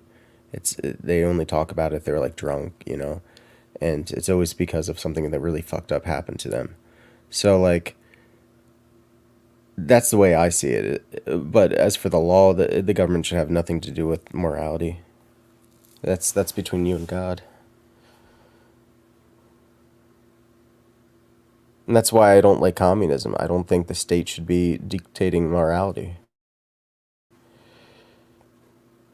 I don't And think that the state should either. You know? And then a lot of things. I don't know anyone who is celebrating an abortion. I don't know who would. yeah, only like some freaks on social media, and it makes it look bad. It's like because then you got people out there who maybe never met anybody who actually had an abortion, and they see this online of people being like wearing a shirt being like I had 7 abortions, and they're like I'm proud of it, and I've they're never seen that. oh my god, it's out there, dude. And it's like they make it look so bad. It makes they're not doing. It's like the summer, the Black Lives Matter protests that happened. A lot of it was co-opted by these Antifa people that were destroying businesses that were locally owned, and they made the entire movement look bad. Yeah. Boy, we're hitting a lot of topics here tonight, huh? Yeah, I mean, I see that as another issue of extremism. Like Sterling was saying, that's not typical. I mean, no doubt that meaning the memes are circulating on social media. People did hijack BLM rallies, and I think we tend to get a more kind of exaggerated picture of that. We say, okay, most of the BLM rallies were, relatively, they were peaceful, they were well organized. There were only, a few isolated instances of these instigators that got a lot of coverage, right? And it's the same thing with um, the pro choice thing, right? But again, it's like what was the core belief? And this was coming back, the core belief that justifies this thing, right? And it's like Black Lives Matter, okay, they're just, life matters. Pro choice, okay, life matters, my life matters, the baby's life doesn't matter. Nobody said the baby's life didn't matter. They just said that my life took precedent over this potential baby's life. Just like Black Lives Matter was like, okay, my life takes precedent over, I think in this instance, you could say the fears of authoritarian leadership, particularly the police state in this sense, right? Where they're like, oh, well, we're more likely to shoot an unarmed black man because black people are more likely to be armed and violent. Well, that actually didn't, turn out to be, you know, um, aligned with reality. Like the statistics don't matter in this instance, right? Because we're talking about the way that society perceives these things um, as a whole, right? So nobody cares about the umpteen cops that got shot last year. They're worried about this one unarmed man who got shot by police, or in this case, got choked out. But I'm just generalizing here. As far as what we're talking about, right? And so like on the big picture, it's like, okay, does your belief that this person is a threat to you justify you taking their life? And then what should the response be to that? You know, And what did you base that belief off of? If if you even if you did have statistics, well, you might say, but what are the reasons that so many of these offenses are committed by black people? And does that even justify it, or have we actually caused that? And yeah, it's a deeper conversation. But it is interesting to me as far as abortion goes. I don't know if people justify it all different kinds of ways. I don't think there's any one way to justify it. You had an interesting take on it, that the mother's life gets precedent. That's kind of one way of phrasing it, but somebody else I've heard justify it as it's kind of the same, maybe, but kind of different. That another life form should need my permission to feed off of my life form, and just because for example, had unprotected sex and I consented to that, never did that mean that I've consented to another life form feeding off of mine. And you say, well, that's the consequence. Well, that's only a consequence if you make it one. If they don't have a choice. You know, um, but yeah, kind of my thought on that. But now, and I'll get crazy for just a second. What I think about that, I kind of understand that another life form should need your permission, The even baby should if you. ask permission. Mom, please let me live. Please. But that's the thing. Um, Hold on one second. Sorry, my connection is spinning. Can you hear me? Yeah, sorry. Oh yeah, of course. Yeah, but that's the thing. Like that life form isn't quite yet isn't obviously born. So I mean, they can't speak and they can't. They still don't. They still, even if they could, don't have your permission to feed off of your body. Now, in the future, if you could take that embryo and put it in a tank somewhere, which and do that, then that will kind of throw a twist into it. Like that would throw a twist into it. But I the don't thing know. about I think people sometimes overthink it. I mean, it's a baby. It's not like an alien that just like fucking But it's face also fucked you your and baby in the sense of, okay, so yeah, speaking of the it's got your mother, genes. she's Yeah, the one who's got to carry it and sustain it. It is her baby. So that's why, yeah, I mean, it's her first and baby. foremost, it's going to be up to her. I mean, the father should have a say.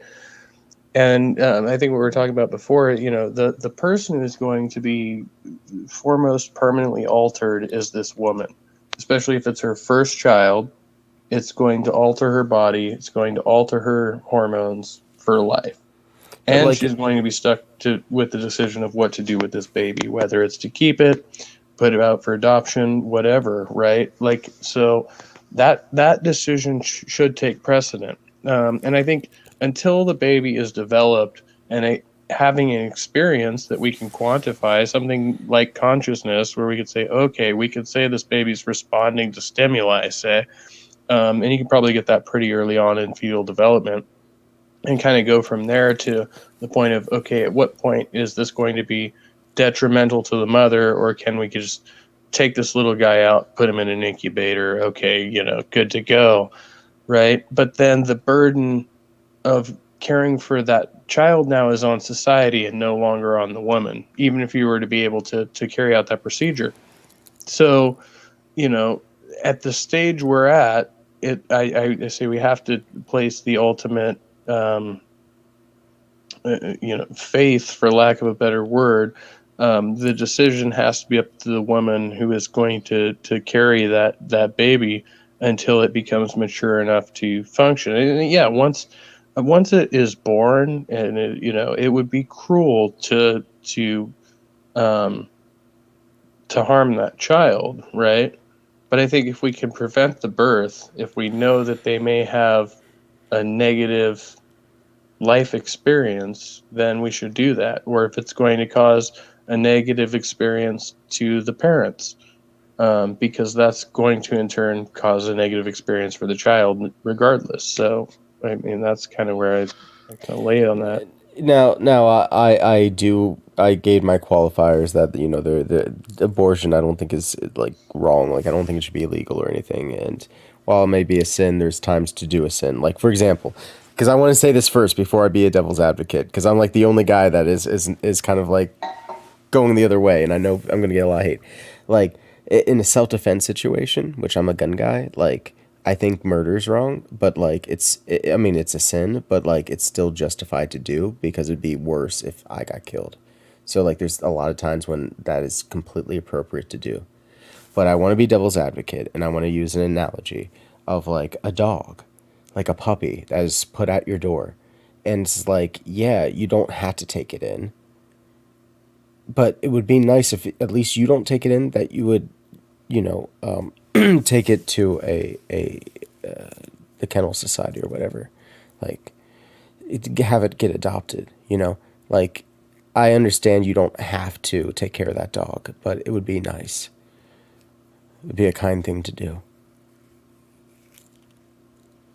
Well, yeah, and the question you have to ask yourself, and this is kind of like boiling it down to basics, is you have this dog on your porch, and nobody else is here to take care of it. But am I qualified to take care of it? Do I actually have the resources?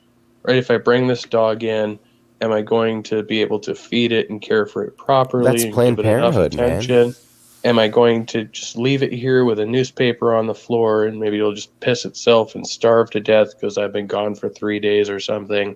Yeah. Because that's, what outcome are you looking at, Or But would it be better if the dog With Planned wandered elsewhere? Parenthood, there's like a programs like the government will help you to at least bring the baby to term and then bring it to adoption. I'm not saying that's what women have to do, because like that's a lot on the human body. I mean, that's 9 months of being pregnant.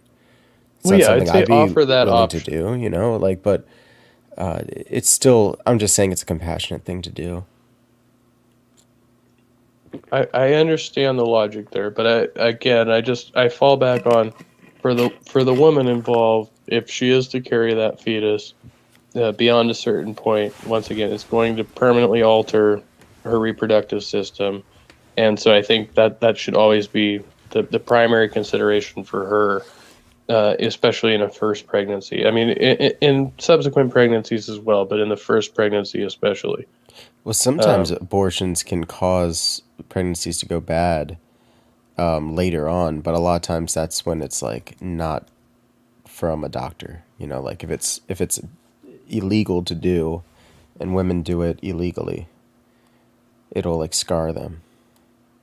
Oh yeah, well that's another great one I don't frequently bring up, but anything that you prohibit, people are going to find a way to do it underground, and that's probably going to be more dangerous. So that's why I'm against prohibition for most things. Yeah, yeah, I'm a libertarian, so I don't think the government should, again, have anything to do with morality, including whether or not a mother wants to, you know, bring a child to life and to take care of it, Yeah. or So to give it it's to someone it's a who can. tough one there because I know we're talking loosely about legislation that goes on here in the States, but yeah, on the moral front, and I think I don't think people should be coerced into having abortions either.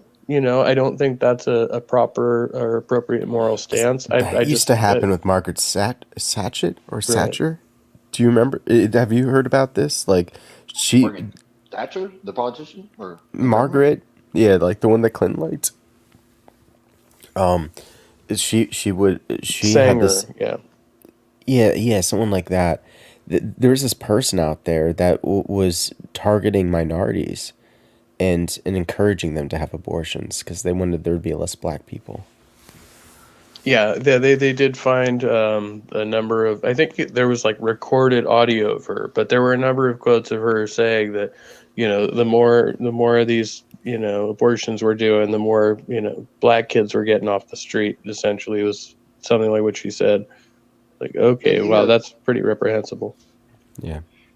and I mean I understand that it's kind of my position kind of like I feel like would kind of solve all of this. If there was a way to extract that fertilized that the embryo, fertilized egg, whatever. I don't know all the terms, and put it in the tank, right? And then the mother, like you said, Abe, her body is not. It wouldn't be altered. Let's just assume it's a 100% safe procedure. Therefore, like if it's early on, then chances are her she won't be affected negatively. Her health is not at risk for her body, right? And then from out of the tank, it goes into the adoption system and has a chance to have a good life. Yeah, then that would fix the health risk to the woman's body, the mother's body. And I also, by the way, don't agree that it's her baby. It's equally his baby. She's carrying it, and that's why she should. But I do agree with you, Abe, that she should make the ultimate decision, not because it's hers or any moral thing, but at this point, it's feeding off of her body. In the future, and I don't think it's far off in the future, that they're growing these babies in a tank, right? And in other countries, they may be already doing it.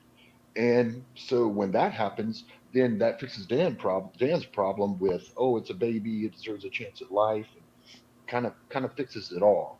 And I understand that it might not be readily available here, I think, but it raises a good question. What if it was? How would you feel about that? Does it not solve these problems? Well, go further into that technology. There's going to be the ability to genetically augment human beings. There will be designer babies, maybe. It could be overhyped right now, but eventually the technology is going to be there.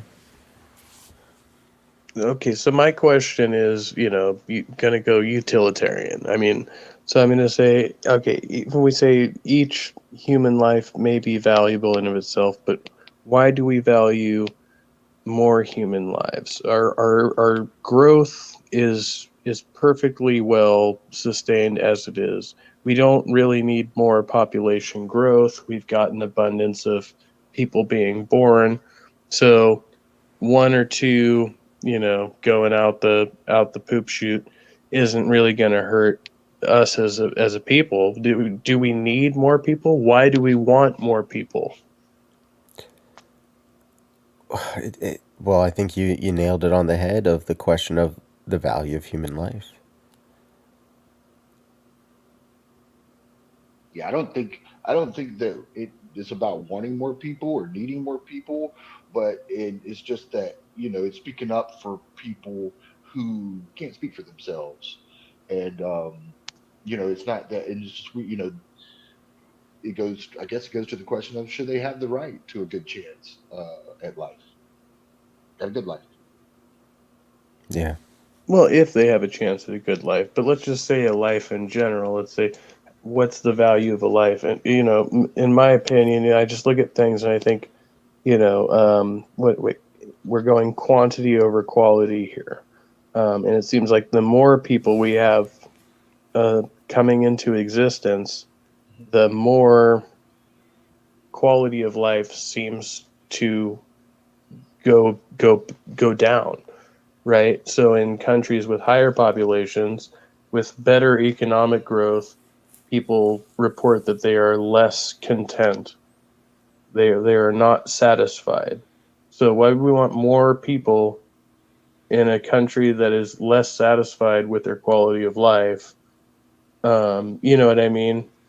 Yeah, this seems like an imbalance, and I, going fully, to the other end, I attribute this to capitalism, but that's a separate argument. But on the ethical grounds, that why would we want this person? Why do we need this person to be alive to have this experience over the countless numbers of other people that will surely take their place if they don't come into existence, right? Like, Well, w- it's you get into that realm. I mean, why do we even have like society and laws? I mean, why do we even bother trying to make this world a better place when we know it's never going to be as good as we want it to be? well, Yeah, I would. we have a society existing of people who now exist, right? Who are worried about, so we have this one class, this upper echelon, and they worry about the second class, the worker class, this lower echelon, whatever. Fine, you've got these two classes of people in society. Let's break it down like that, and then say, well, the higher class wants the lower class to procreate so that they can have more workers, um, and and the lower class never comes to reach the higher class, right? So, what is the incentive of the second class to work for the first class? The second order. See, I don't see how that. There's no um, there's no incentive for this breeder class to continue to breed. It breeds and it works and it never attains power. Boy, oh boy. I would say that it's hard to take away anyone's right to breed. You know what I mean? It's really hard, and I think that if, for example, to go back to the tank baby, I'm not so sure that that tank baby would be at any sort of disadvantage. We go to the adoption process, and if it is because of adoption, the adoption process, or the foster child process, or because of its skin color, whatever, because whatever, then we should be trying to fix those issues. You know what I mean? I don't think the problem is let's start eliminating the poor people's babies, and it's a real slippery slope. How educated do you have to be to have a baby? How wealthy do you have to be to have a baby? How this and that, but even if you weren't, is it really your fault that you weren't? You know what I mean? So and there's plenty of degenerates who come from wealth and are doing well and are white. So it's really hard to say who should and shouldn't have a baby. You know what I mean? Yeah. It kind of made me. What you said there made me think, though.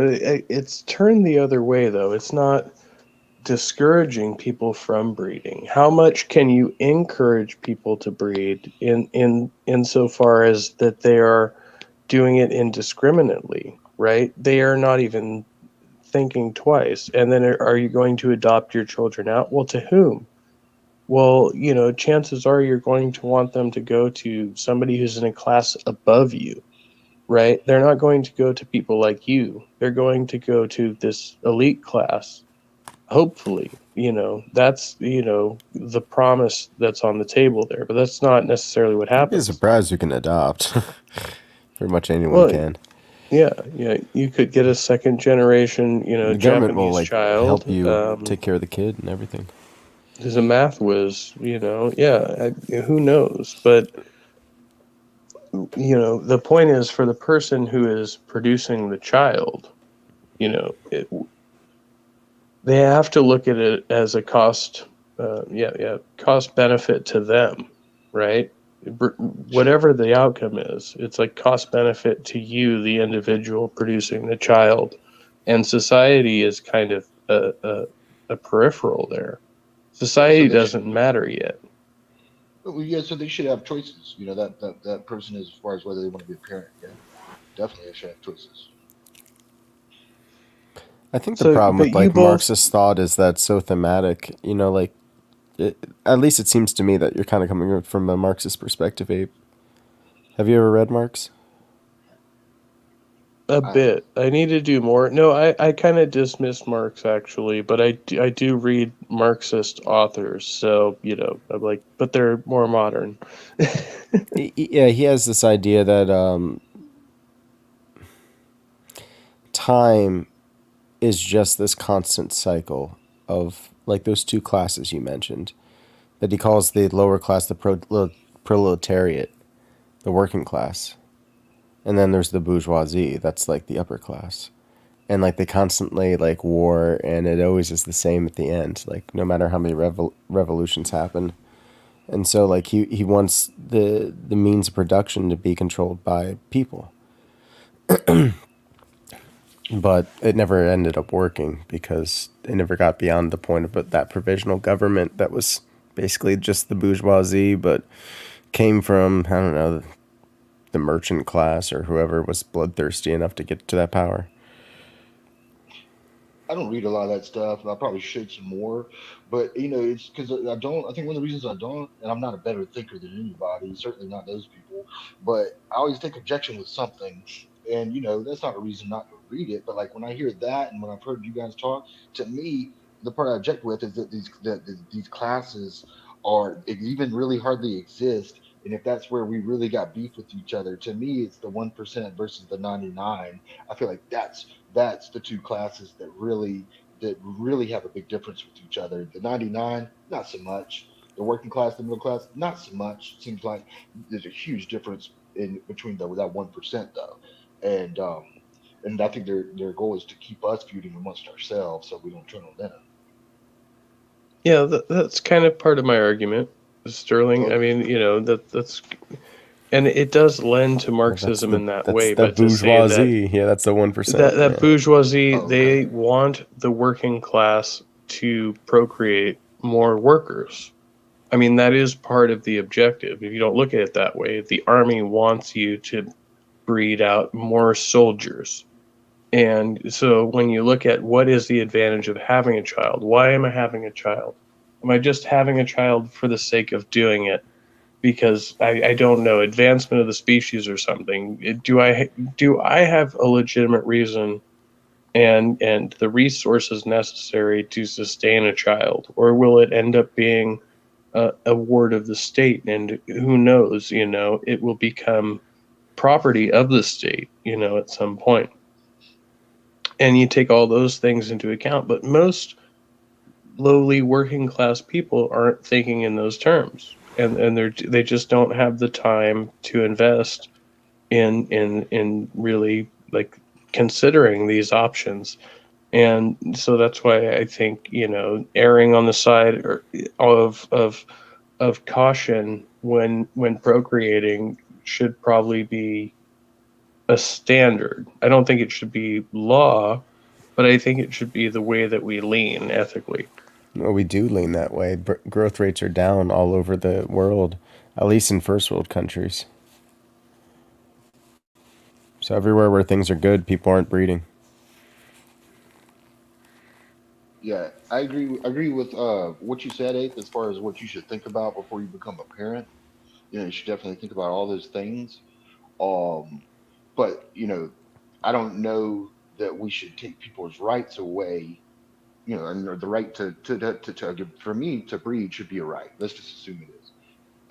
I don't think we should take that right away from people based because we don't think that they're thinking about the right stuff. How could you ever I think it's up to you value what things you want to think about before you have a child. There should be We options if you come to the conclusion that you shouldn't, and if even if you didn't think about those things, um how would you even prove that you didn't in order to take someone's right away to have that child? I don't know. As an um example, this happens in my field, and even there's somebody. Yeah, no, I won't use that example. But in my field, sometimes it comes up, and it's happened with some of my cases of the right to reproduce with somebody who is disabled, somebody who has an intellectual disability. Do they have the right to reproduce? And it's clear that they legally do. And unfortunately, a lot of people don't agree with that. And it kind of becomes like an issue sometimes. It's like, can they actually reproduce, or are they able to take care of a child? And it ends up a lot of times going into the legal system later. the question there, I would say, is should they be able to consent to sex? But anyway, Yeah, yeah. Well, Yeah, they can consent to sex. no, I mean, Yeah. yeah, but the question should be, then yeah, if you can, then if they're capable of consenting to sex, I think they should be capable of consenting to raise a child. But go ahead. I don't think I could ever condone a forcible abortion unless They you say used to. maybe there's like some extreme circumstance where like that person is like say on death row or something. I don't know, something really really extreme. Like I'm trying to think of like how you could force an abortion ethically, and I just don't see it. Um, Not just like 20 years ago, man. Even in a state like mine, which is the spearhead of like rights for people with disabilities, they were forcing abortions on people with disabilities. There used to be a time when there was institutionalization before they got into more like community-based stuff and like group homes and other new things that are really cool. They used to put everybody into a building, and they would get raped by the staff, and then they would give them forcible abortions because instead of getting rid of the problem of the rape, it made more sense just to give them abortions. What about forced adoptions? Is that something that would be okay? Forced adoptions? Yeah, because you say like you act like we act like the choices are they able to be a parent or have a baby, but like what if they could instead of forced abortions, forced adoptions? Would that what do you think about that? Forcing who? Anybody that you deem, let's say in your case, anybody special who's need. pro-life. Anybody that let's say in the case of special needs, right? So you were saying that they wouldn't have the right to raise their own child? Well, I I'm No, saying no, they're that saying that somebody would be forced to take the child. I think that's what Sterling's trying to say here. You would force someone to be the parent of a child that they don't want? I'm not saying that, but it's when you said the question came up, Ape's mind went to then that means if they can't, then we must then perhaps force an abortion. And I'm just trying to I'm throwing out the perhaps middle ground to some degree of well, okay, well, what if you didn't force them to get an abortion, but you forced an adoption? I'm wondering how would that taste? Yeah, I'd be against it, obviously. But forcing anyone either to take a child or forcing someone to give up their child unless there was a good reason, like a really good reason. Like you'd have to prove that they can't take care of the child. So I don't know if y'all are horror fans. I just had to like because what you were saying made me think of this so much. It's like it's still ringing out. So if you know, do you know the Nightmare on Elm Street lore? Kind of. You might have to Just So a little bit, Freddy I think. Freddy Krueger, he was the the bastard son of 1,000 maniacs, I believe. His mother was locked in an institution and gang raped by a number of mentally ill men, I guess, or something. And so that's how Freddy Krueger was born, and he was like, Okay, so in that case, should Freddy Krueger's mom have been forced into abortion? What, like, are you asking if we knew how people would turn out later? Well, yeah. If we took it on that, we'll just assume they're all going to turn out to be, nightmare haunting. No, let's don't assume that. Yeah. Let's don't assume that though. Let's don't assume anything. You don't know what they'll become yet. Right. Yeah. No. So, but yeah, yeah, because you don't know. Okay, so that's all BS and it's bad for you. Okay. I just wanted to make sure because I watched that movie a few times. It's terrifying. Yeah. It's got the My mom would glove never. with the razor blades. My mom would never let me watch it, and then when I turned an adult, I don't know. I just didn't want to. I thought it was corny. I've watched all the sequels. I even watched the B movie that Robert Englund was in, but it's called Freddy Gets a Manicure. It's pretty good.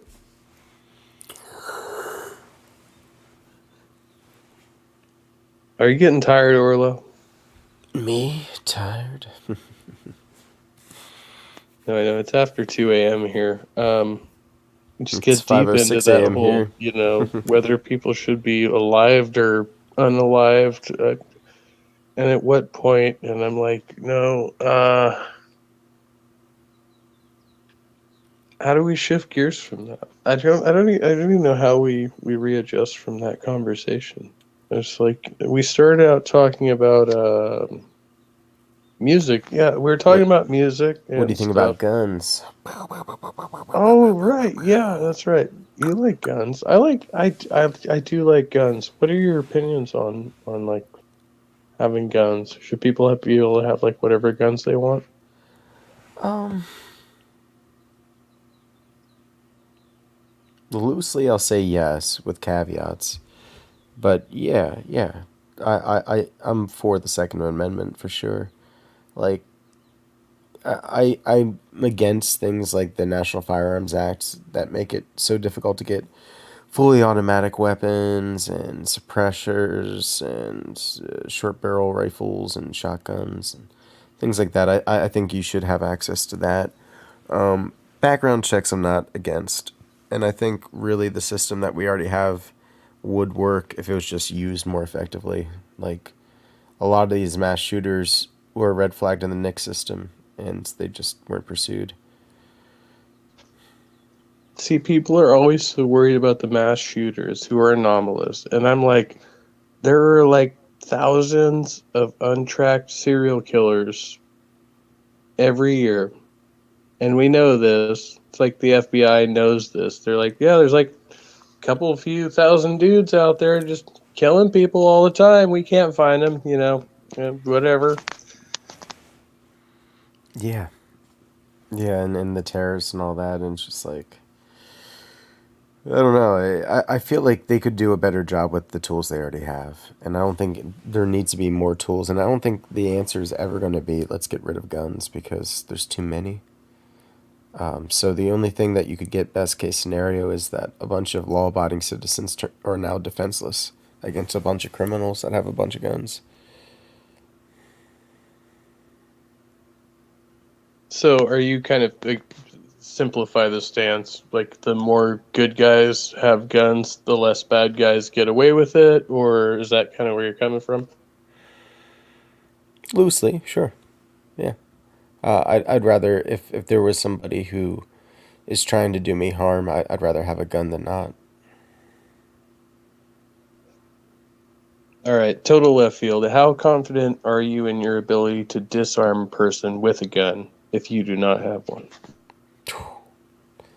Disarming is a really, really bad idea, but have I ever practiced it? I kind of have. Like, not professionally, but like I've watched videos and stuff.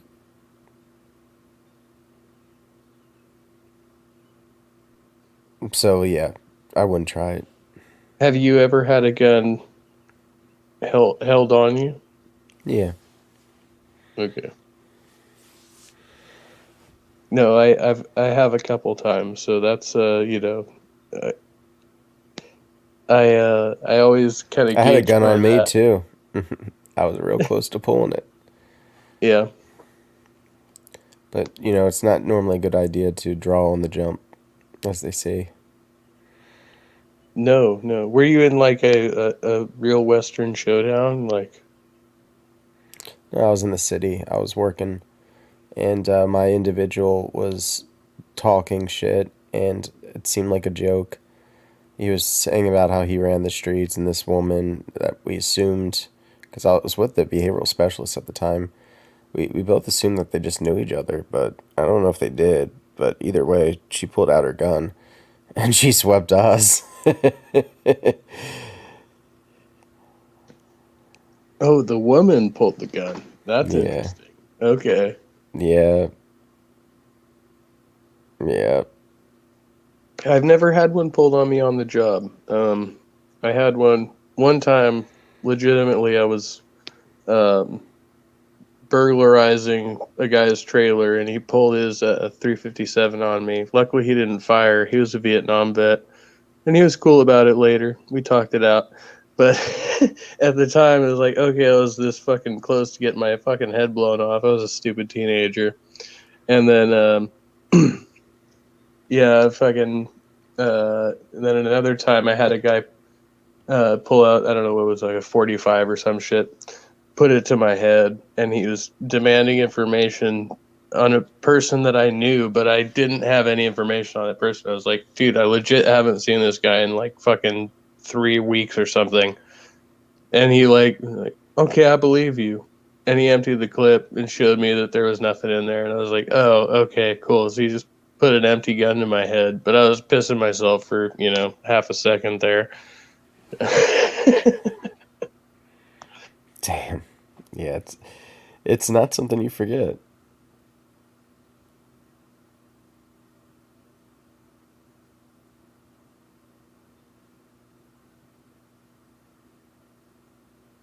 I think that there should be a way to know where the guns are.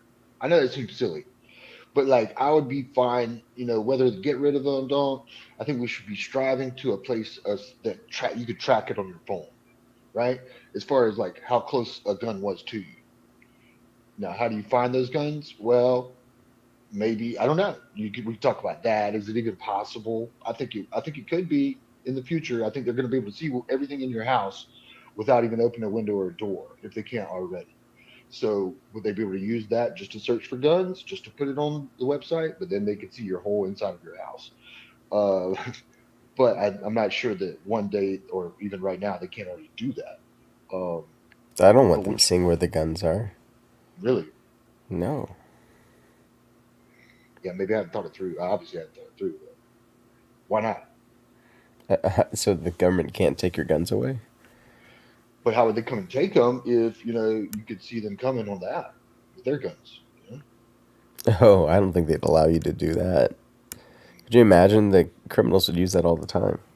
Be like, oh, the cops are coming. Right? Okay. Yeah. Maybe. Yeah, it doesn't make sense. I guess.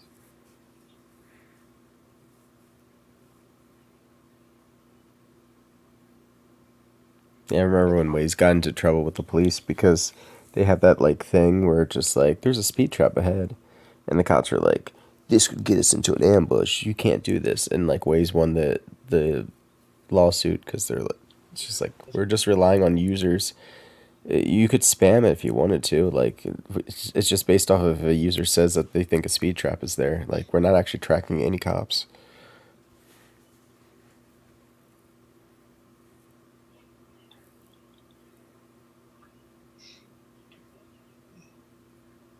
Ambush. You could go to the police station now, like ambush. I mean, like you can. I know that's weird. That's a weird argument. It's true. I didn't know. Yeah. I wouldn't want to be a police officer. No, God, no, hell no.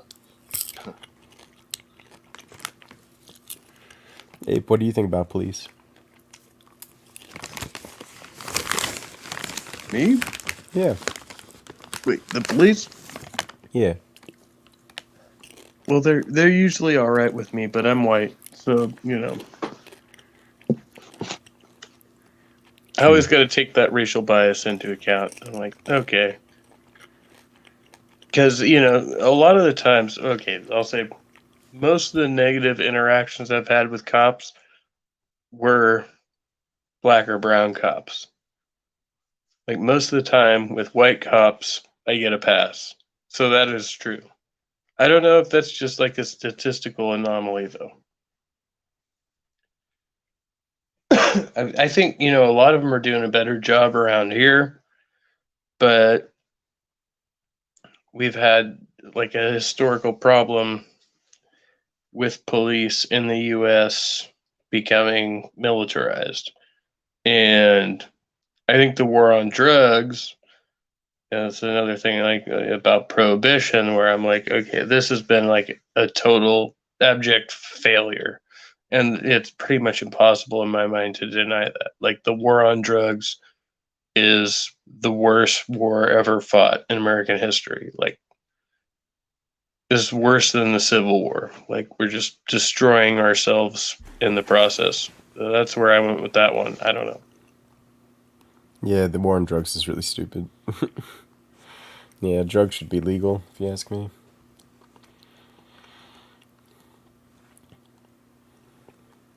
Drugs should Yeah, be and we legal. shouldn't be fighting people who are clinically defined as being ill, right? Like in our own society, that doesn't make sense.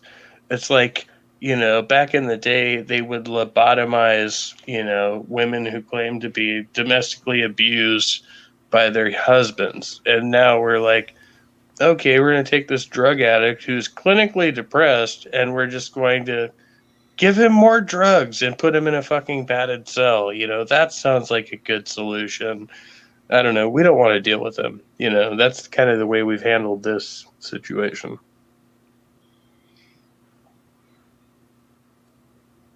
Yeah. Yeah, it sucks how people that are addicted to something are treated. Yeah, we were talking about it earlier. Well, and because of the way that our society works, again, I mean, I hate to go like full fucking Marxist on this shit, but like we condition people to be like, well, if you can't work and produce for us, then you're not like with what we're doing, right? If there's something that inhibits you from doing your work, and that's the most important thing, and it's like, okay, so for an addict, what's the first thing that's going to go is the job, right? They're going to be like, you're too fucked up, you can't work, and so you're going to take that away from them. They're going to lose the job, they're going to lose the house, right? And then they're going to be on the streets, and they're going to be seeking more drugs because they're having all these problems, right? We're just perpetuating this, like, and that doesn't seem to solve anything. It doesn't solve anything about the problem. It doesn't address why they became addicted in the first place. And then you're just like, well, I don't know what your problem is, figure it out and stop using. And like, that's like the baseline of it. It's like, okay, like there's a lot of more compassionate people out there, but when you look at the way most of society functions, like this is it. Like most people are like, just get your shit together. They treat alcoholics the same way. It's just alcohol is still socially accepted, where it's like anything else that you're addicted to is not, treated this way, but they still have the same mindset about it. Yeah. Why can't you just stop using? I don't care if it's crack, I don't care if it's fentanyl, I don't care if it's alcohol. Just stop whatever you're doing and get back with producing capital for society. Like, because you're not doing anybody else any good otherwise, right? Yeah. Well, if you're consuming, 'cause I think they're like consumers, maybe even more than the workers. But you maybe have to work to consume, but not always. But I think the consumption is what they really want to keep us on. If they can make money without workers, then they would do it in a heartbeat. Yeah, and that's where things I think eventually will go, is just automation. But I'm about to go do some drugs and have an abortion, and shoot some guns. So, Ape, thanks for having us. Thanks for having me. And Yeah, I'll probably head out too, actually. It is, you know what time it is for me, guys? 5:20 a.m. oh my God, Jesus. Holy shnikey. I'm Yeah, I know. okay, so you're 3 hours ahead of me. Well, Yep, thank you all for northeast. coming. For guns, abortion, and drugs. Oh, yeah, man. Because that's what it's all about here. Sterling and Orla, a lovely chat. Thank Come Peace you. out, on. brother. See ya.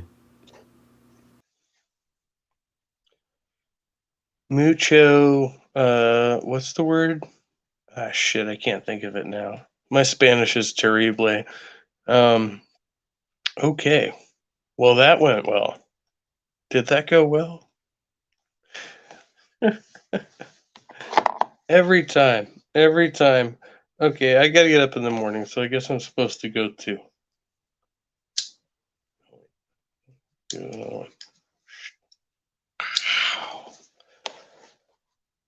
I've had who else was here? I had Sammy, 420 Atheist, Orlo, and Sterling on, William in the chat, and Halsey. And I'm not sure. Well, these dudes came on camera, so I'm pretty sure they're really real. People around here on the in the universe, on the internet, in the internet. I said the internet. I almost said it the first time. That's what I wanted.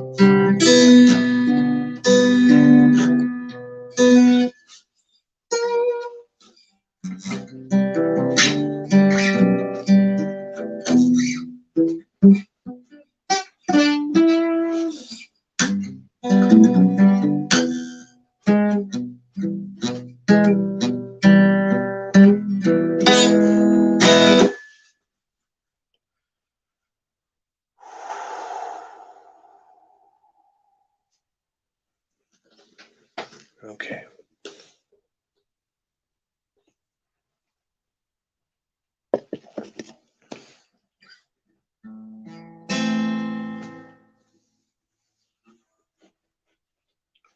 Do we know songs? Let's see if we can remember at least one. At least one. This went way further than it was supposed to, man. But I do enjoy a challenge, though.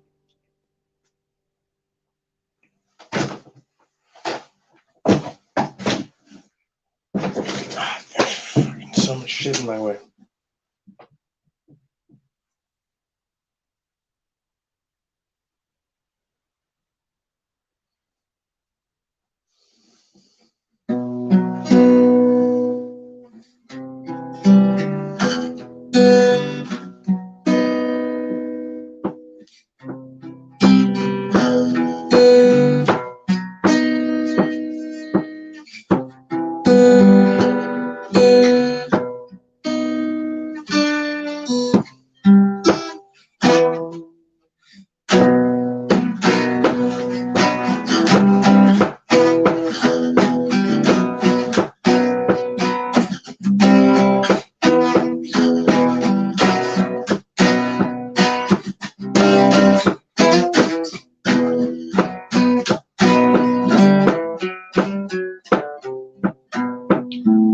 Sometimes I often feel as if I'm suffocating within this life.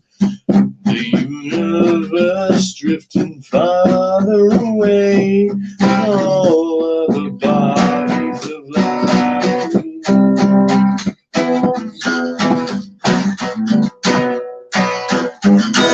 Not here to stay. Built to last, and only lean on for so long, and our time's not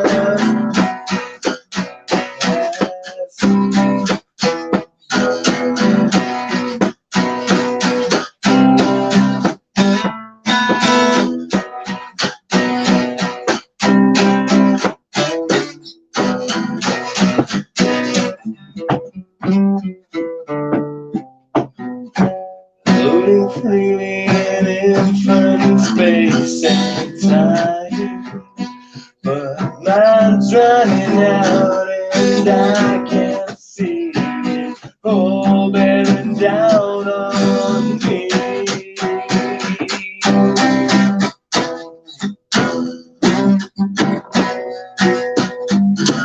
Not here to stay.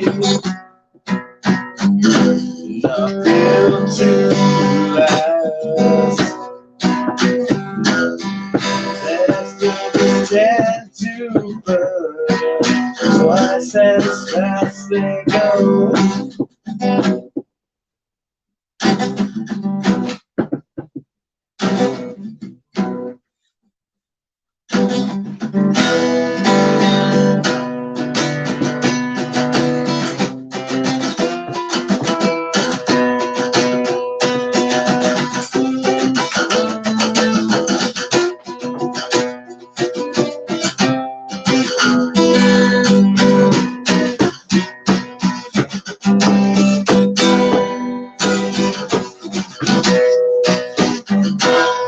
Here to stay.